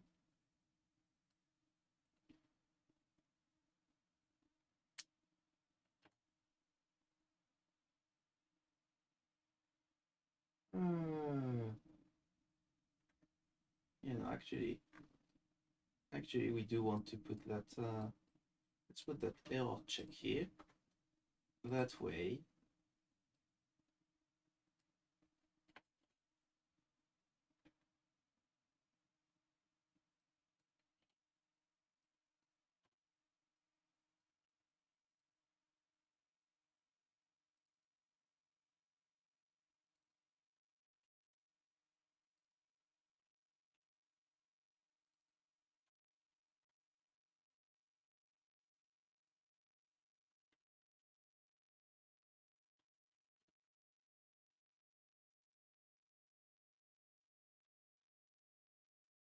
Yeah,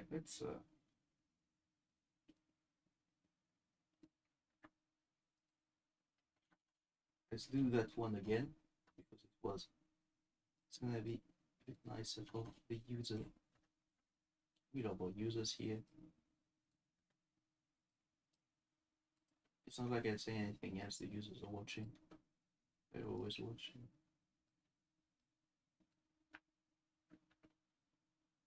Uh,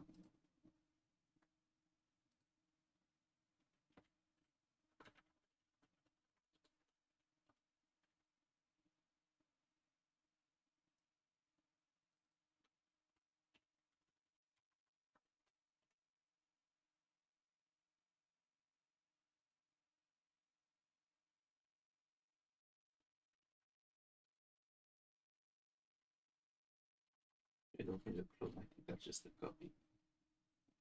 What the fuck is enclose delimiter? Yeah, okay.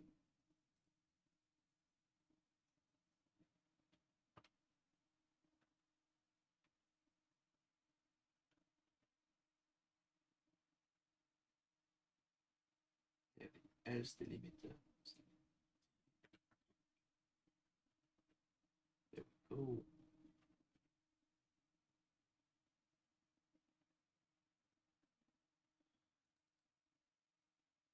What am I looking at here?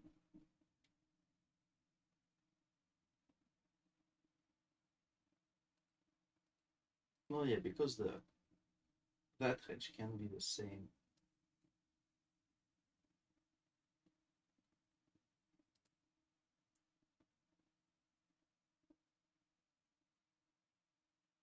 Not actually pushing any range. It's pushing the range m.1, m.1.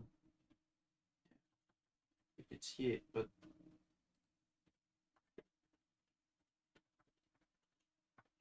I also want here because that's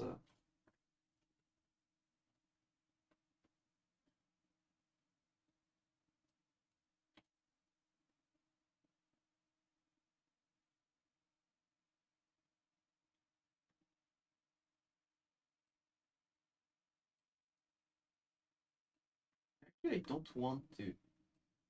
I want to have an additional check. Right? So if r.0 it equals to modulo. So if it's that means we're doing this on a single frame because otherwise we'll get here. But if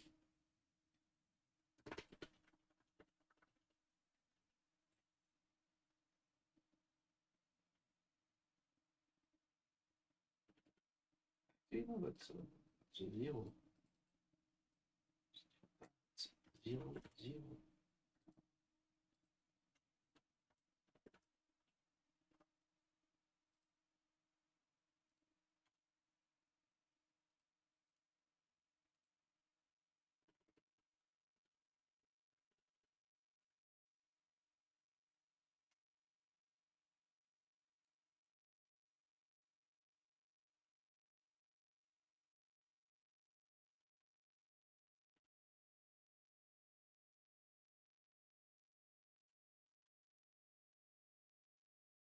There we go. Now the modulo works properly, and I don't need to think about the 0th frame. I can just put it at the 20th frame. If there is, of course, someone who wants a bit more, that's an issue. But yeah, we got that. We got that working. That's 80 tests all in all. It's probably you probably need like twice as more. It's not really tested that well. I'm gonna end up with I gotta have programmed like 10 tests in my life before this. I'm gonna have to program 1,000 for Castagne. But it goes other ways.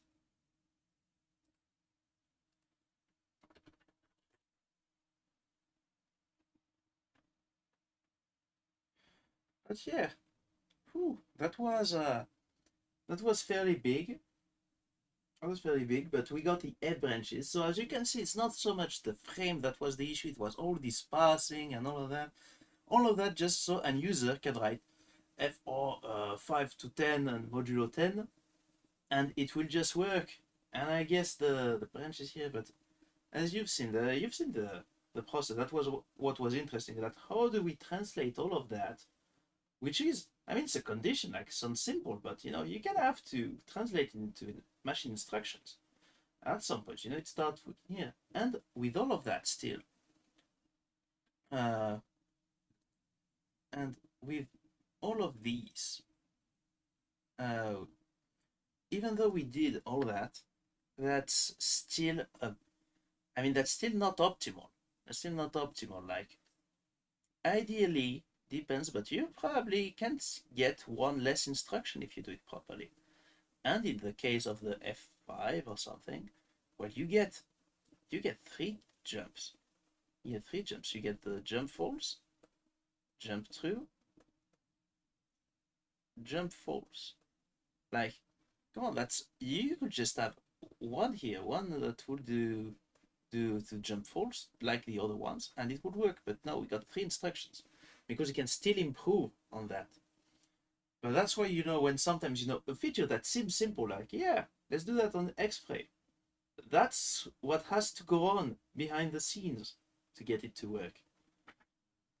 And we didn't even get through all of these branches. So, because if you remember, there's also other types of branches. Because, we got the V branch, a variable. We got the F branch, frame. So we did both. Good job. Good job. What else do we have? We got phase. A phase branch is not gonna run in real time. Hopefully not. It's something this is special for the compiler. Oh, great. Already not having a lot of fun here. That's gonna be, that's gonna be up to making these phases work. Then we get, of course, the input branch. Input, that means we don't, we're not checking it's not a variable. It's not a variable here, most likely. So it's gonna also need some special handling. Every branch needs some special handling. We got the random branch.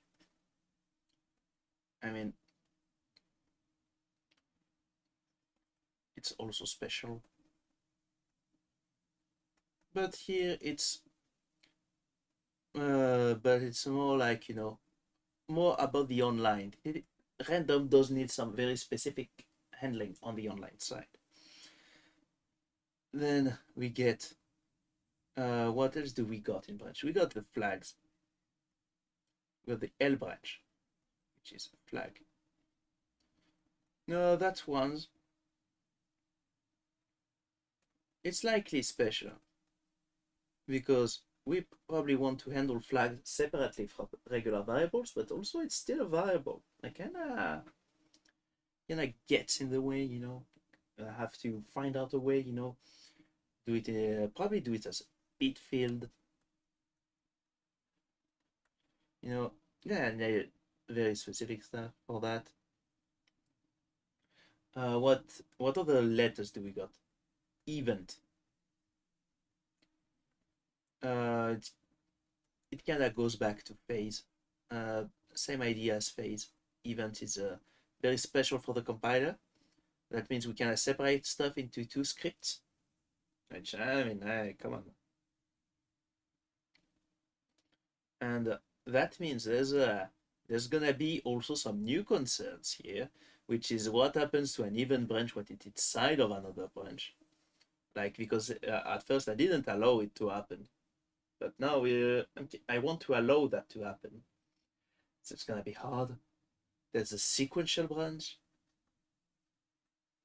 which is equal to an F branch. So you could say, oh, that's gonna be easy. No, that's gonna be even worse than what we did today.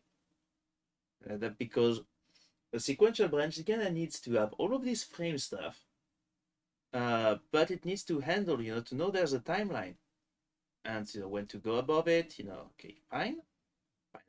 I've seen worse in my time, but what happens when an S branch is inside of another S branch?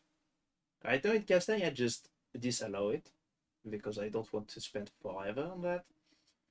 But it's something I kind of want to happen. And what happens to an S branch if it's inside not of an other S branch or F branch or whatever, but inside of a V branch? What happens when an S branch is inside of a V branch? What's going on here? Like, because the V branch is not active every frame, right? It's either active one frame or another. So, that's not gonna be quite that was fun. But at the same time, some V branches uh get simplified by the compiler. Like if we get a V branch that's always true because it handles a constant, great. But if it's not a constant, that's an issue. That's why you that's why you shouldn't do programming, guys. It's as you can see, it never pays. I mean, it does pay, but it's you do get the headaches that go with it. But yeah, we got other letters. Someone wanted to add arrays too. Uh, you can see like here, each one of these features is getting more and more. I mean, it is simple because you already have that in your language, but you were making the language here. So you can see how that goes. But now, but here for now, all of these, we don't really mind. Input, who even plays, not an issue. Flag, scan, that's something we'll get to. I mean, first of all, there's some branches that are not really that important at the moment. Base branch, I mean, it's not really important because it's for freeze and hold, which is not something critical right now, but it's very close to the event branch, which is gonna be like a soon to be target. This is you're gonna get the flags are gonna come up in handy often. Input's not immediate, but it will happen very soon too. I mean, it's one of these you get not in the first part, but in the second part of this, we will get the input branches because we can't do anything. I mean, we need to play the game at some point. And to play the game, you need to have inputs. Sequential branch, I mean random branch. That's like a third. We don't.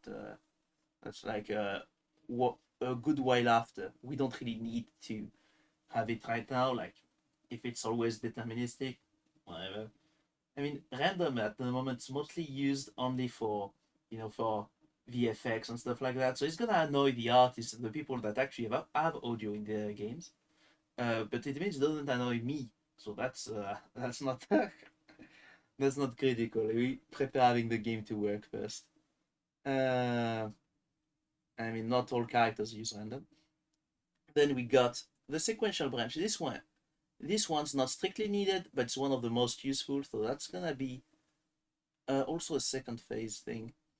Now, we first want to get everything to work with limited instructions, and then we'll get the sequential, because making attacks is a lot easier with sequential. Depends on the attack, but for most simple attacks, use the sequential branch. That's the best. I mean, if you do if it has 3 phases, you do the 3 phases. If it has timing that changes, you get the timing.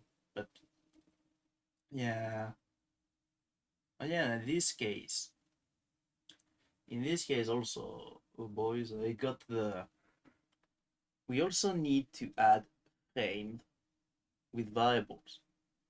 We kind of skipped over, but that's actually something we need to. So that means we took a shortcut, which we shouldn't really have, but we kind of have to because you might want to do like on the trigger frame.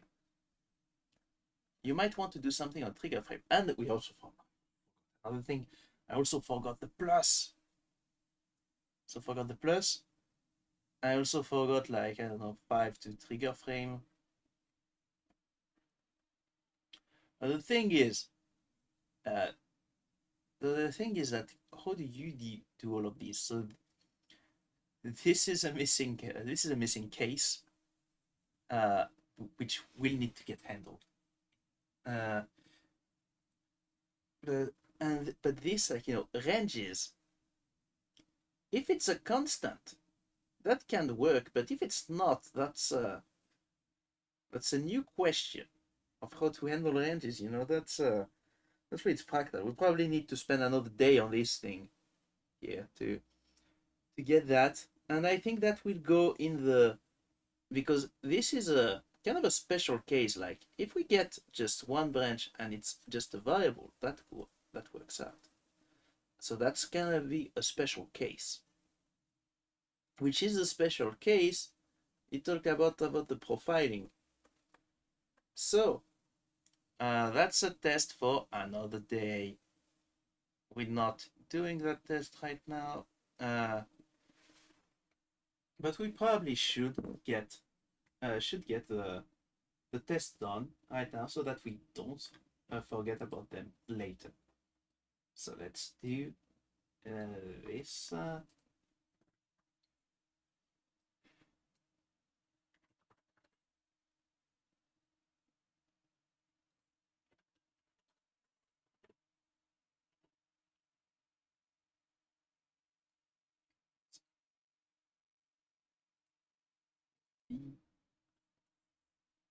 A equals 1.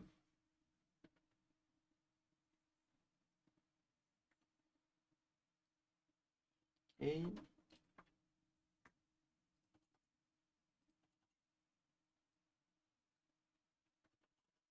plus 10 plus, so that means from 10 frames, 10 limited, 11, 12 up to when we stop, so that's frame, that's gonna be 11. These two tests are gonna fail.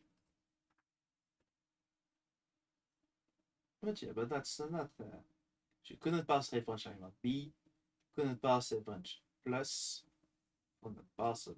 Oh yeah, this one here is like, yeah, that plus symbol is not a token. That's a long word. It's a long word. We got the possible. But yeah, I think that also means comments can stop working right now. But yeah, we'll do it later.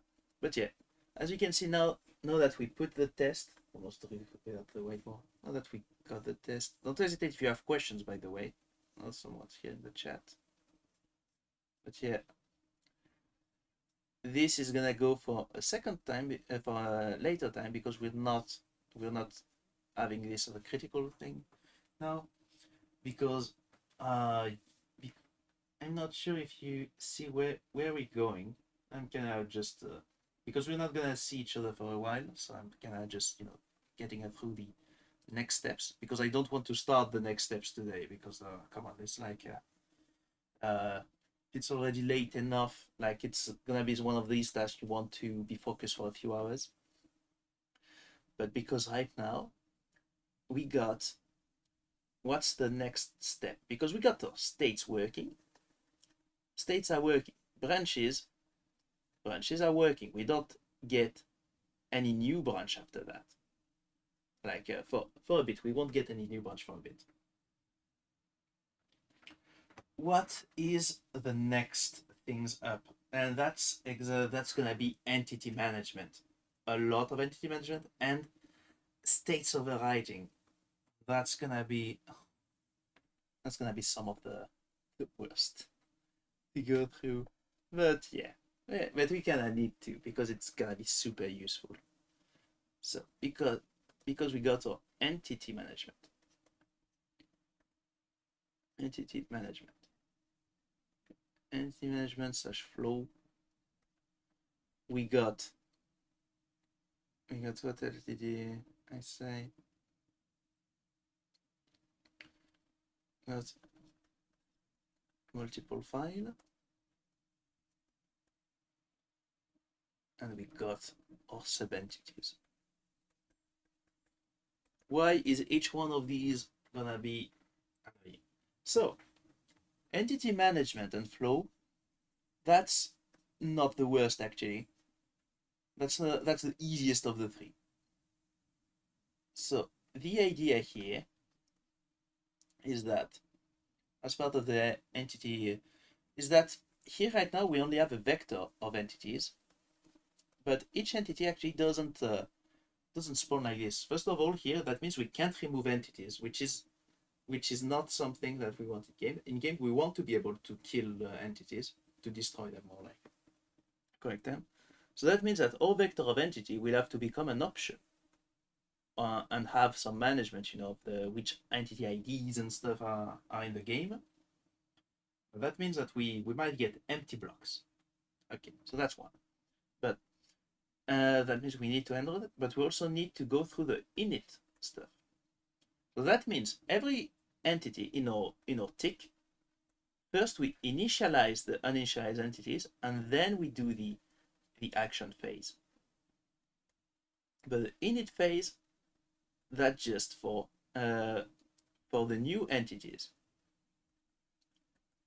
and they have to go straight into their action prompt or then other prompt. That means that the first frame an entity is having two ticks down here, which is, well, that's fair enough. But yeah, that's as you can see, that's not the end of the world. That means we also need to get a list of these guys. We need to get a list of the new entities, and then from that do the init. But yeah, as you've seen, that's not. But once we do that, that's already quite useful. And yeah. Oh.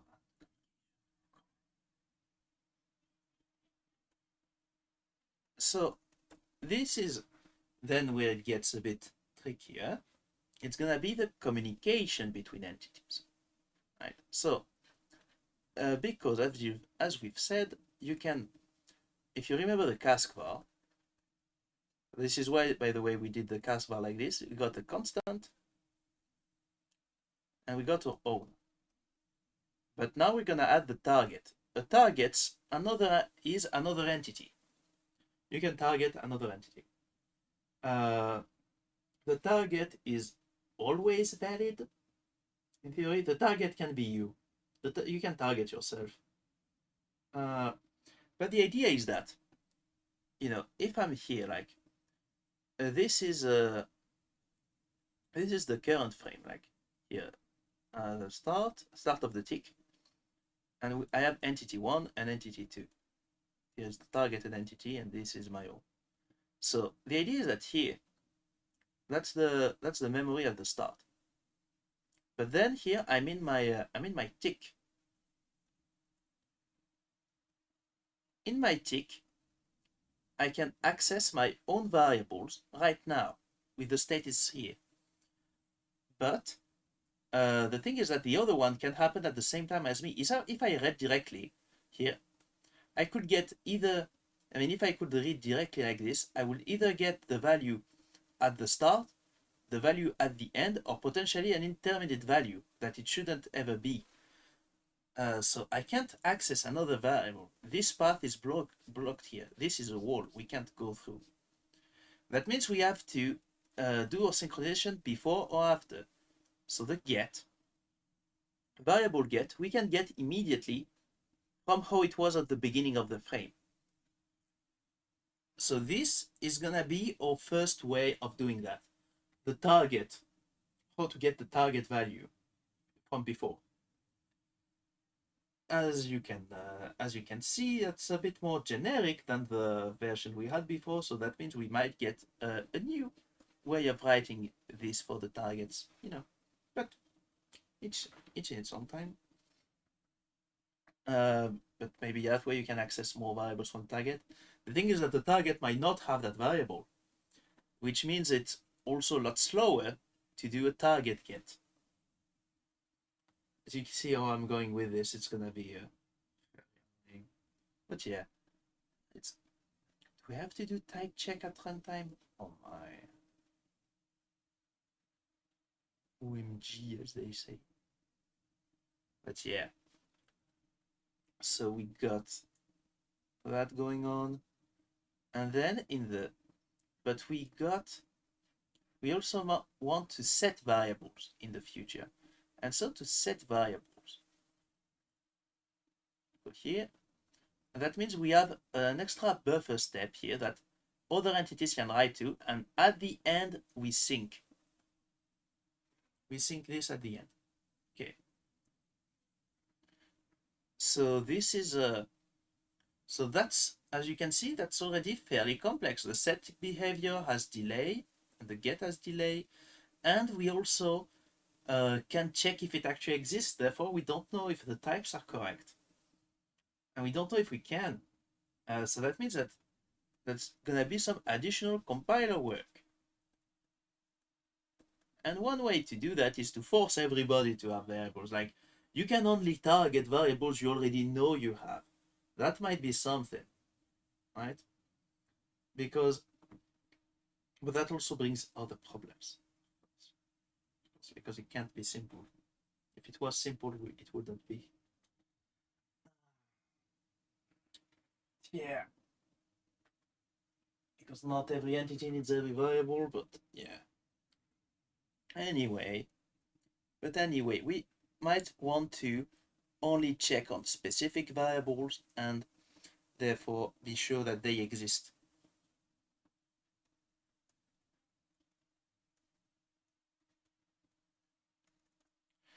Then, of course, here that's what, as you can see, that one's gonna be also quite a doozy. But the multiple file, now that's the funny part. And that's actually, this one's super important, because in Castagne, if you remember, in the character block, you can put a skeleton. A skeleton is another file, another CASP file,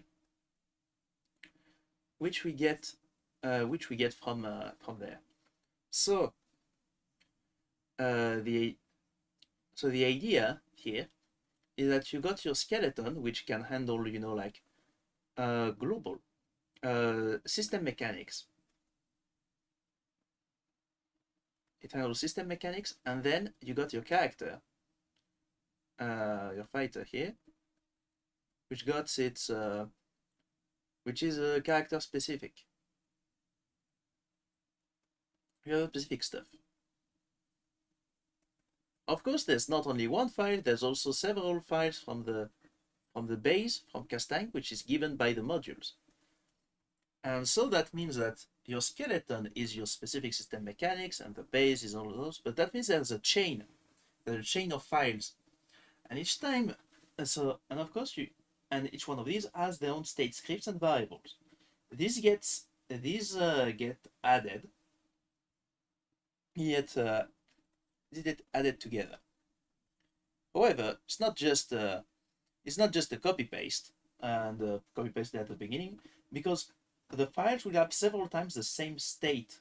Like, of course, there's the character one and the variables one, but beyond that, we also get some very very funny ones, like what do you call it again? But yeah, like if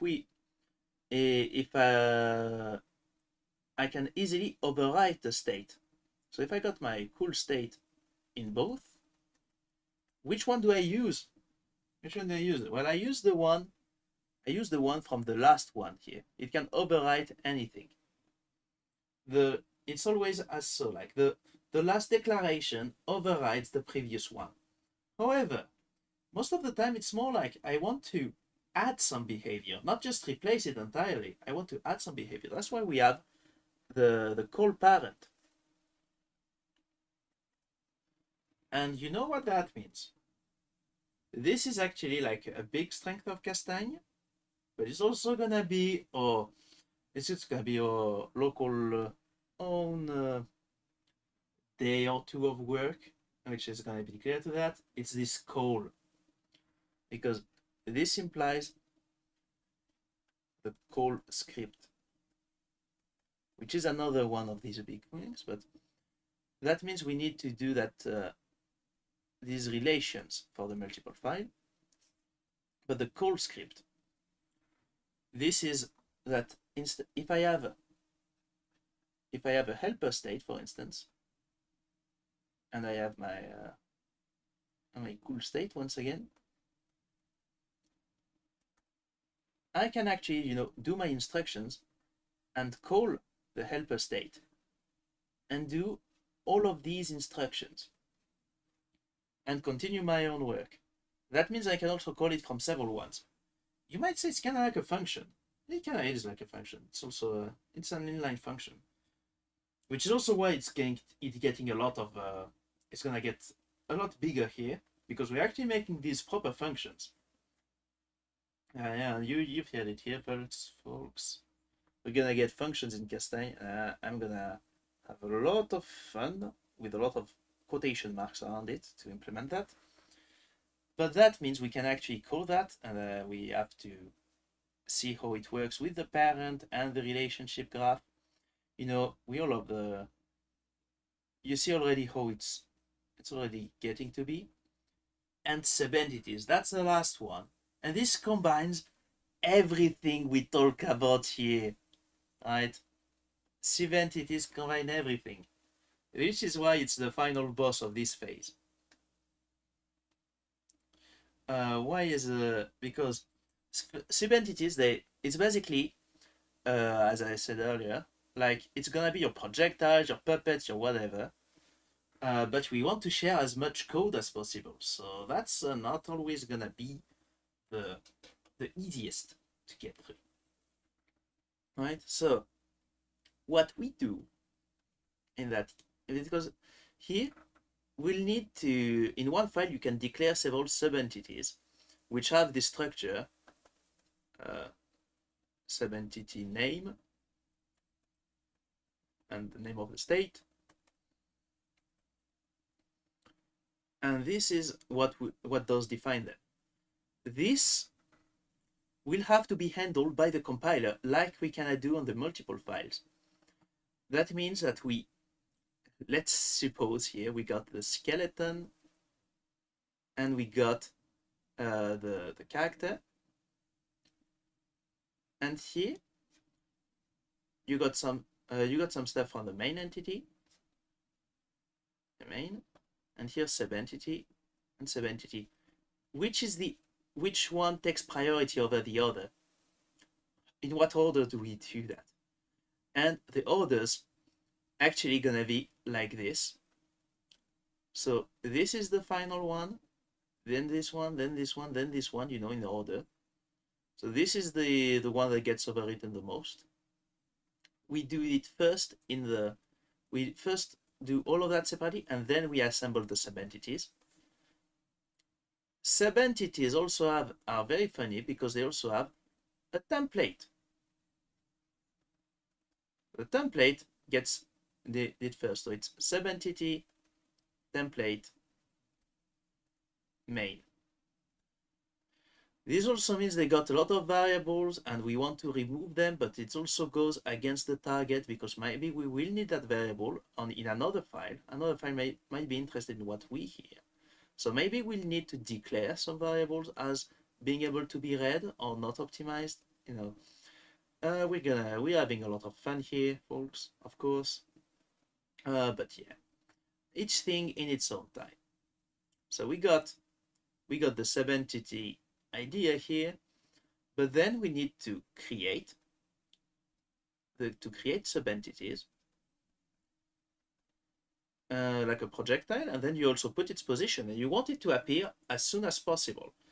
If we did that with a create entity in general, that would take some time, but if we do it with it will only appear on the next frame, because of that tick flow here. Because this is what I say when it's all interconnected in some way. The tick flow would not, if I create an entity here, it would only get initialized on the next go around, which might not be what we want for VFX, for whatever. I guess VFX is another system, but for our entities, we might want to get it here on the screen in that specific frame, not on the next one. Which is why they also got, which is why we got some special handling in two ways. First of all, direct communication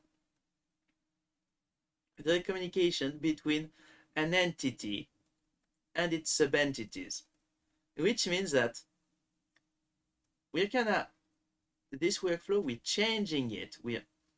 Because we're doing tick, and then we're going subentity tick, which means we can access these values and change them directly without waiting. So that's a first change.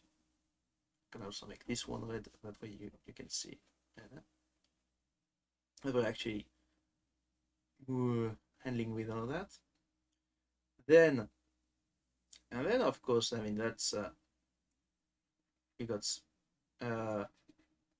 same frame init, which is in that. I mean, let's also put it here. It affects how this works. Same frame init affects this, and it also, and the order is always entity, then its subentities. Another fun fact: a subentity can a subentity have subentities? That's some good questions we'll have to answer at various points in time. Does that same thing hold true here? We'll also see. Maybe it's just everyone belongs to the main entity. You know, that's of course why it was always janky. That's because subentities are part of every system, and just to get some extra quality of life that you don't notice, you get that whole thing. We also need to destroy them, but that's not destroy subentities, which means that now some memory is out. But that's not the worst thing. To be honest, that's not the worst thing to see. Of course, that's gonna be how do we handle which one, who calls who. So that means we might get some slowdown on the main loop, somewhat, but maybe yes, maybe not. But yeah, as you've seen, we get now this just from the addition of subentities, which they cannot handle all of that because we need to change how states are stacked on top of each other, which is that call script and multiple file arrangement, which also changes. We need to see the different in the tick flow. We have the direct communication between entities change, and with that, this will be the end of the core part. I say core part because that's because after that we still got the Godot bindings,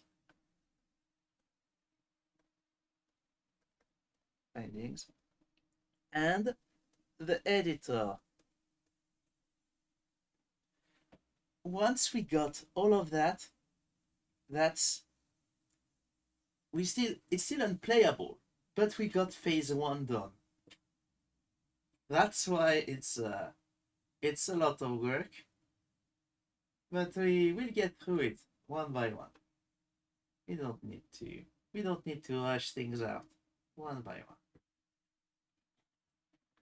Of course, because of course, you know, well, the Godot bindings, that's not the longest thing to do, most likely. Although the link with the graphics is gonna be something. The editor is gonna be fairly long though. Let's see here. Because so here, phase 1, it's gonna have the subentities and the prereqs for that, plus the Godot bindings. At this point, the Godot bindings just run. Just run the thing. We don't really care too much about anything else at the moment. We just want to run this. Then, of course, we got in the editor which in this case is gonna be the tricky part, because the editor doesn't really talk to the coded bindings directly, because it's something, but it will talk to the core Castagne and connect in some other way. Maybe it could talk with Godot, or we'll see exactly how it goes, because I want the editor to be separate if possible. Because while Castagne is still gonna be a Godot engine for the foreseeable and probably future in general, you know, you never know. You never know exactly. And the thing is with that, you will uh, you do want, but even with just Godot, you kind of want it to be separate. That way, you can do more advanced operations on the engine, and not not have too many of these issues. Probably, most likely, we will figure it out. So that means we're probably connecting through a socket. By connecting through a socket to get back to send instruction, send instructions and inputs maybe. I guess we also send inputs. We get back, get the graphics, and we also get the semantic representation, which is what we worked on, in the compiler. This semantic representation, it gets, this is what gets displayed in the editor. This is what is displayed in the editor. The editor doesn't read everything. We don't want to do that whole thing again. We don't want to have two compilers. That would be. But yeah. And the thing is that the editor is gonna get a makeover, which means I'm kinda reprogramming that whole thing again. It's kinda like, hey, can you speedrun the whole Castagne project again? But yeah, but now we know what's really useful, and we're gonna use it for. That means Castagne will stay robust for 10,000 years future. But yeah, the thing is, if you remember the editor, that's the editor can look like this: game, status, and the code view. That kind of stays. I think that's a fairly good workflow. You want the game to run all the time. You want the code to be available, and you want some extra tools.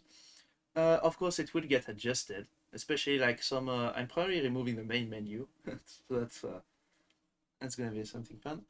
But the code here, the semantic representation is gonna be very used for displaying the code. So, of course, not the code itself. You probably can pass it from the file or whatever, and just get it through there.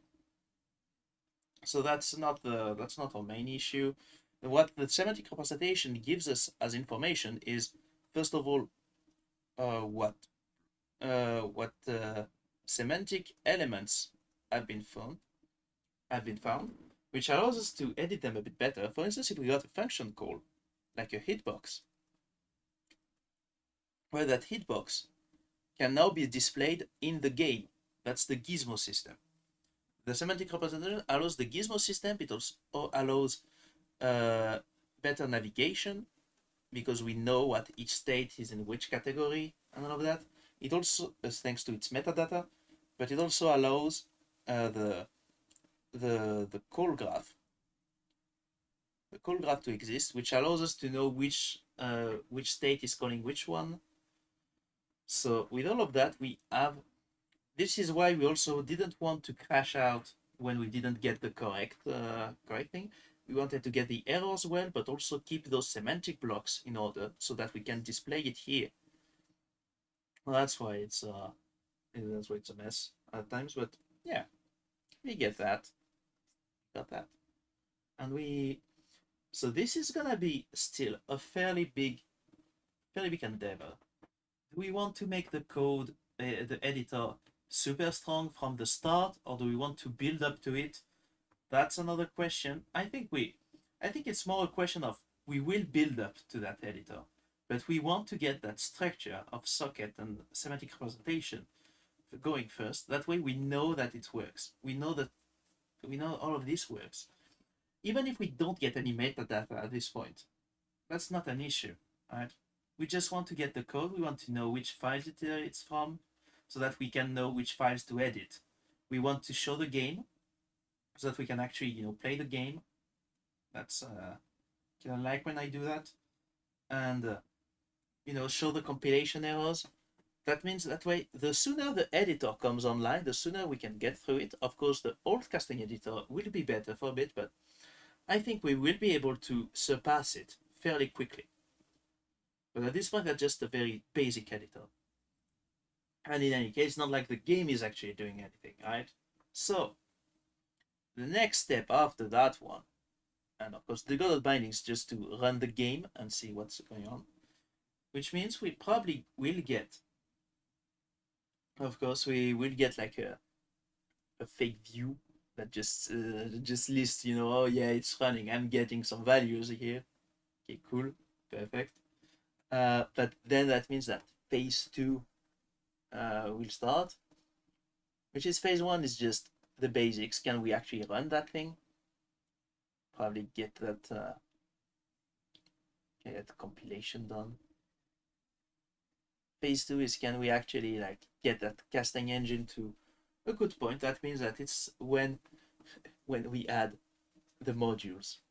I mean, the modules can get added a bit before, but that's when they get properly added as a real thing, because we get them and we don't only just get these modules, we also get we catch up to current features, which means the graphics is what it's all about. We get the physics, we get the flow, and we get some math and the core module.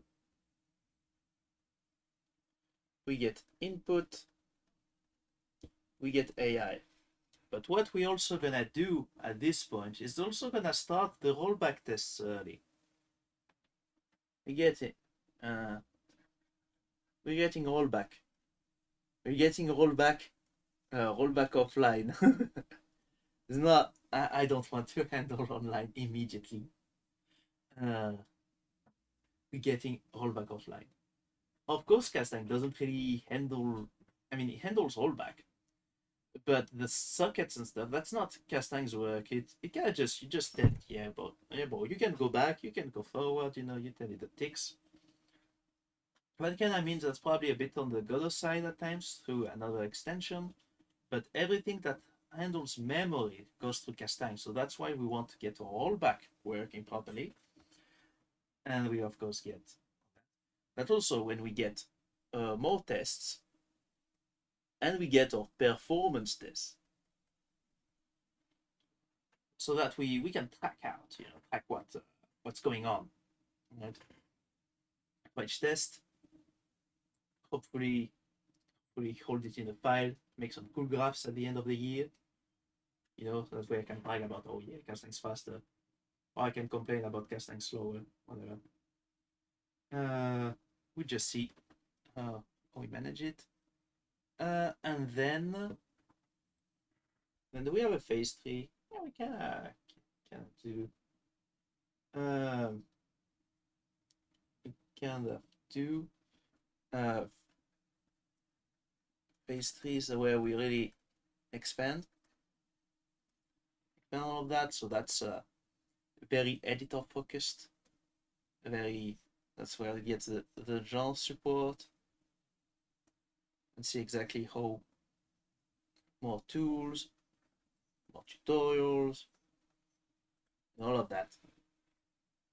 Speaking of, I'm kind of announcing all of this. This can always change, but this also means there's always communication to do, and that means I kind of need to, at some point, Also, probably tell that same info to people that don't watch these streams. I don't understand why though. I mean, that's kind of like the best use of the time, doing 7 hours with me. But uh, but to continue getting these, uh, get some use some videos. Like the previous one I did. Uh, so small videos are probably on the menu to explain. Oh yeah, this is how this system works, how the app branches work for whatever. I mean, the patch notes for the new version, maybe hype people up a bit instead of just here me saying stuff. Of course, that means that my tool is working, but it's not at the best position yet. That's uh, that's gonna be a couple of, but yeah, all of this gonna probably take a couple of months. But after that, Castagne's gonna be fairly done. Let's be honest. That's You don't need that many more stuff to get to the end of the road once you get all of this rolling. But yeah, of course, that's gonna be for another day. For today, we're done. We spent. I mean, I guess do I go faster when I'm alone or when I'm on stream? On stream, I stay focused a lot more than when I'm alone. But also, I spend a lot of time explaining stuff. But today, I kind of didn't want to go further than what we did because, I mean, like what you want. The next step was entity management. That was something I could have knocked out, but also not that much. But what do I want to do? Call scripts, multiple files, communication stuff. All of this. It's like, except this one.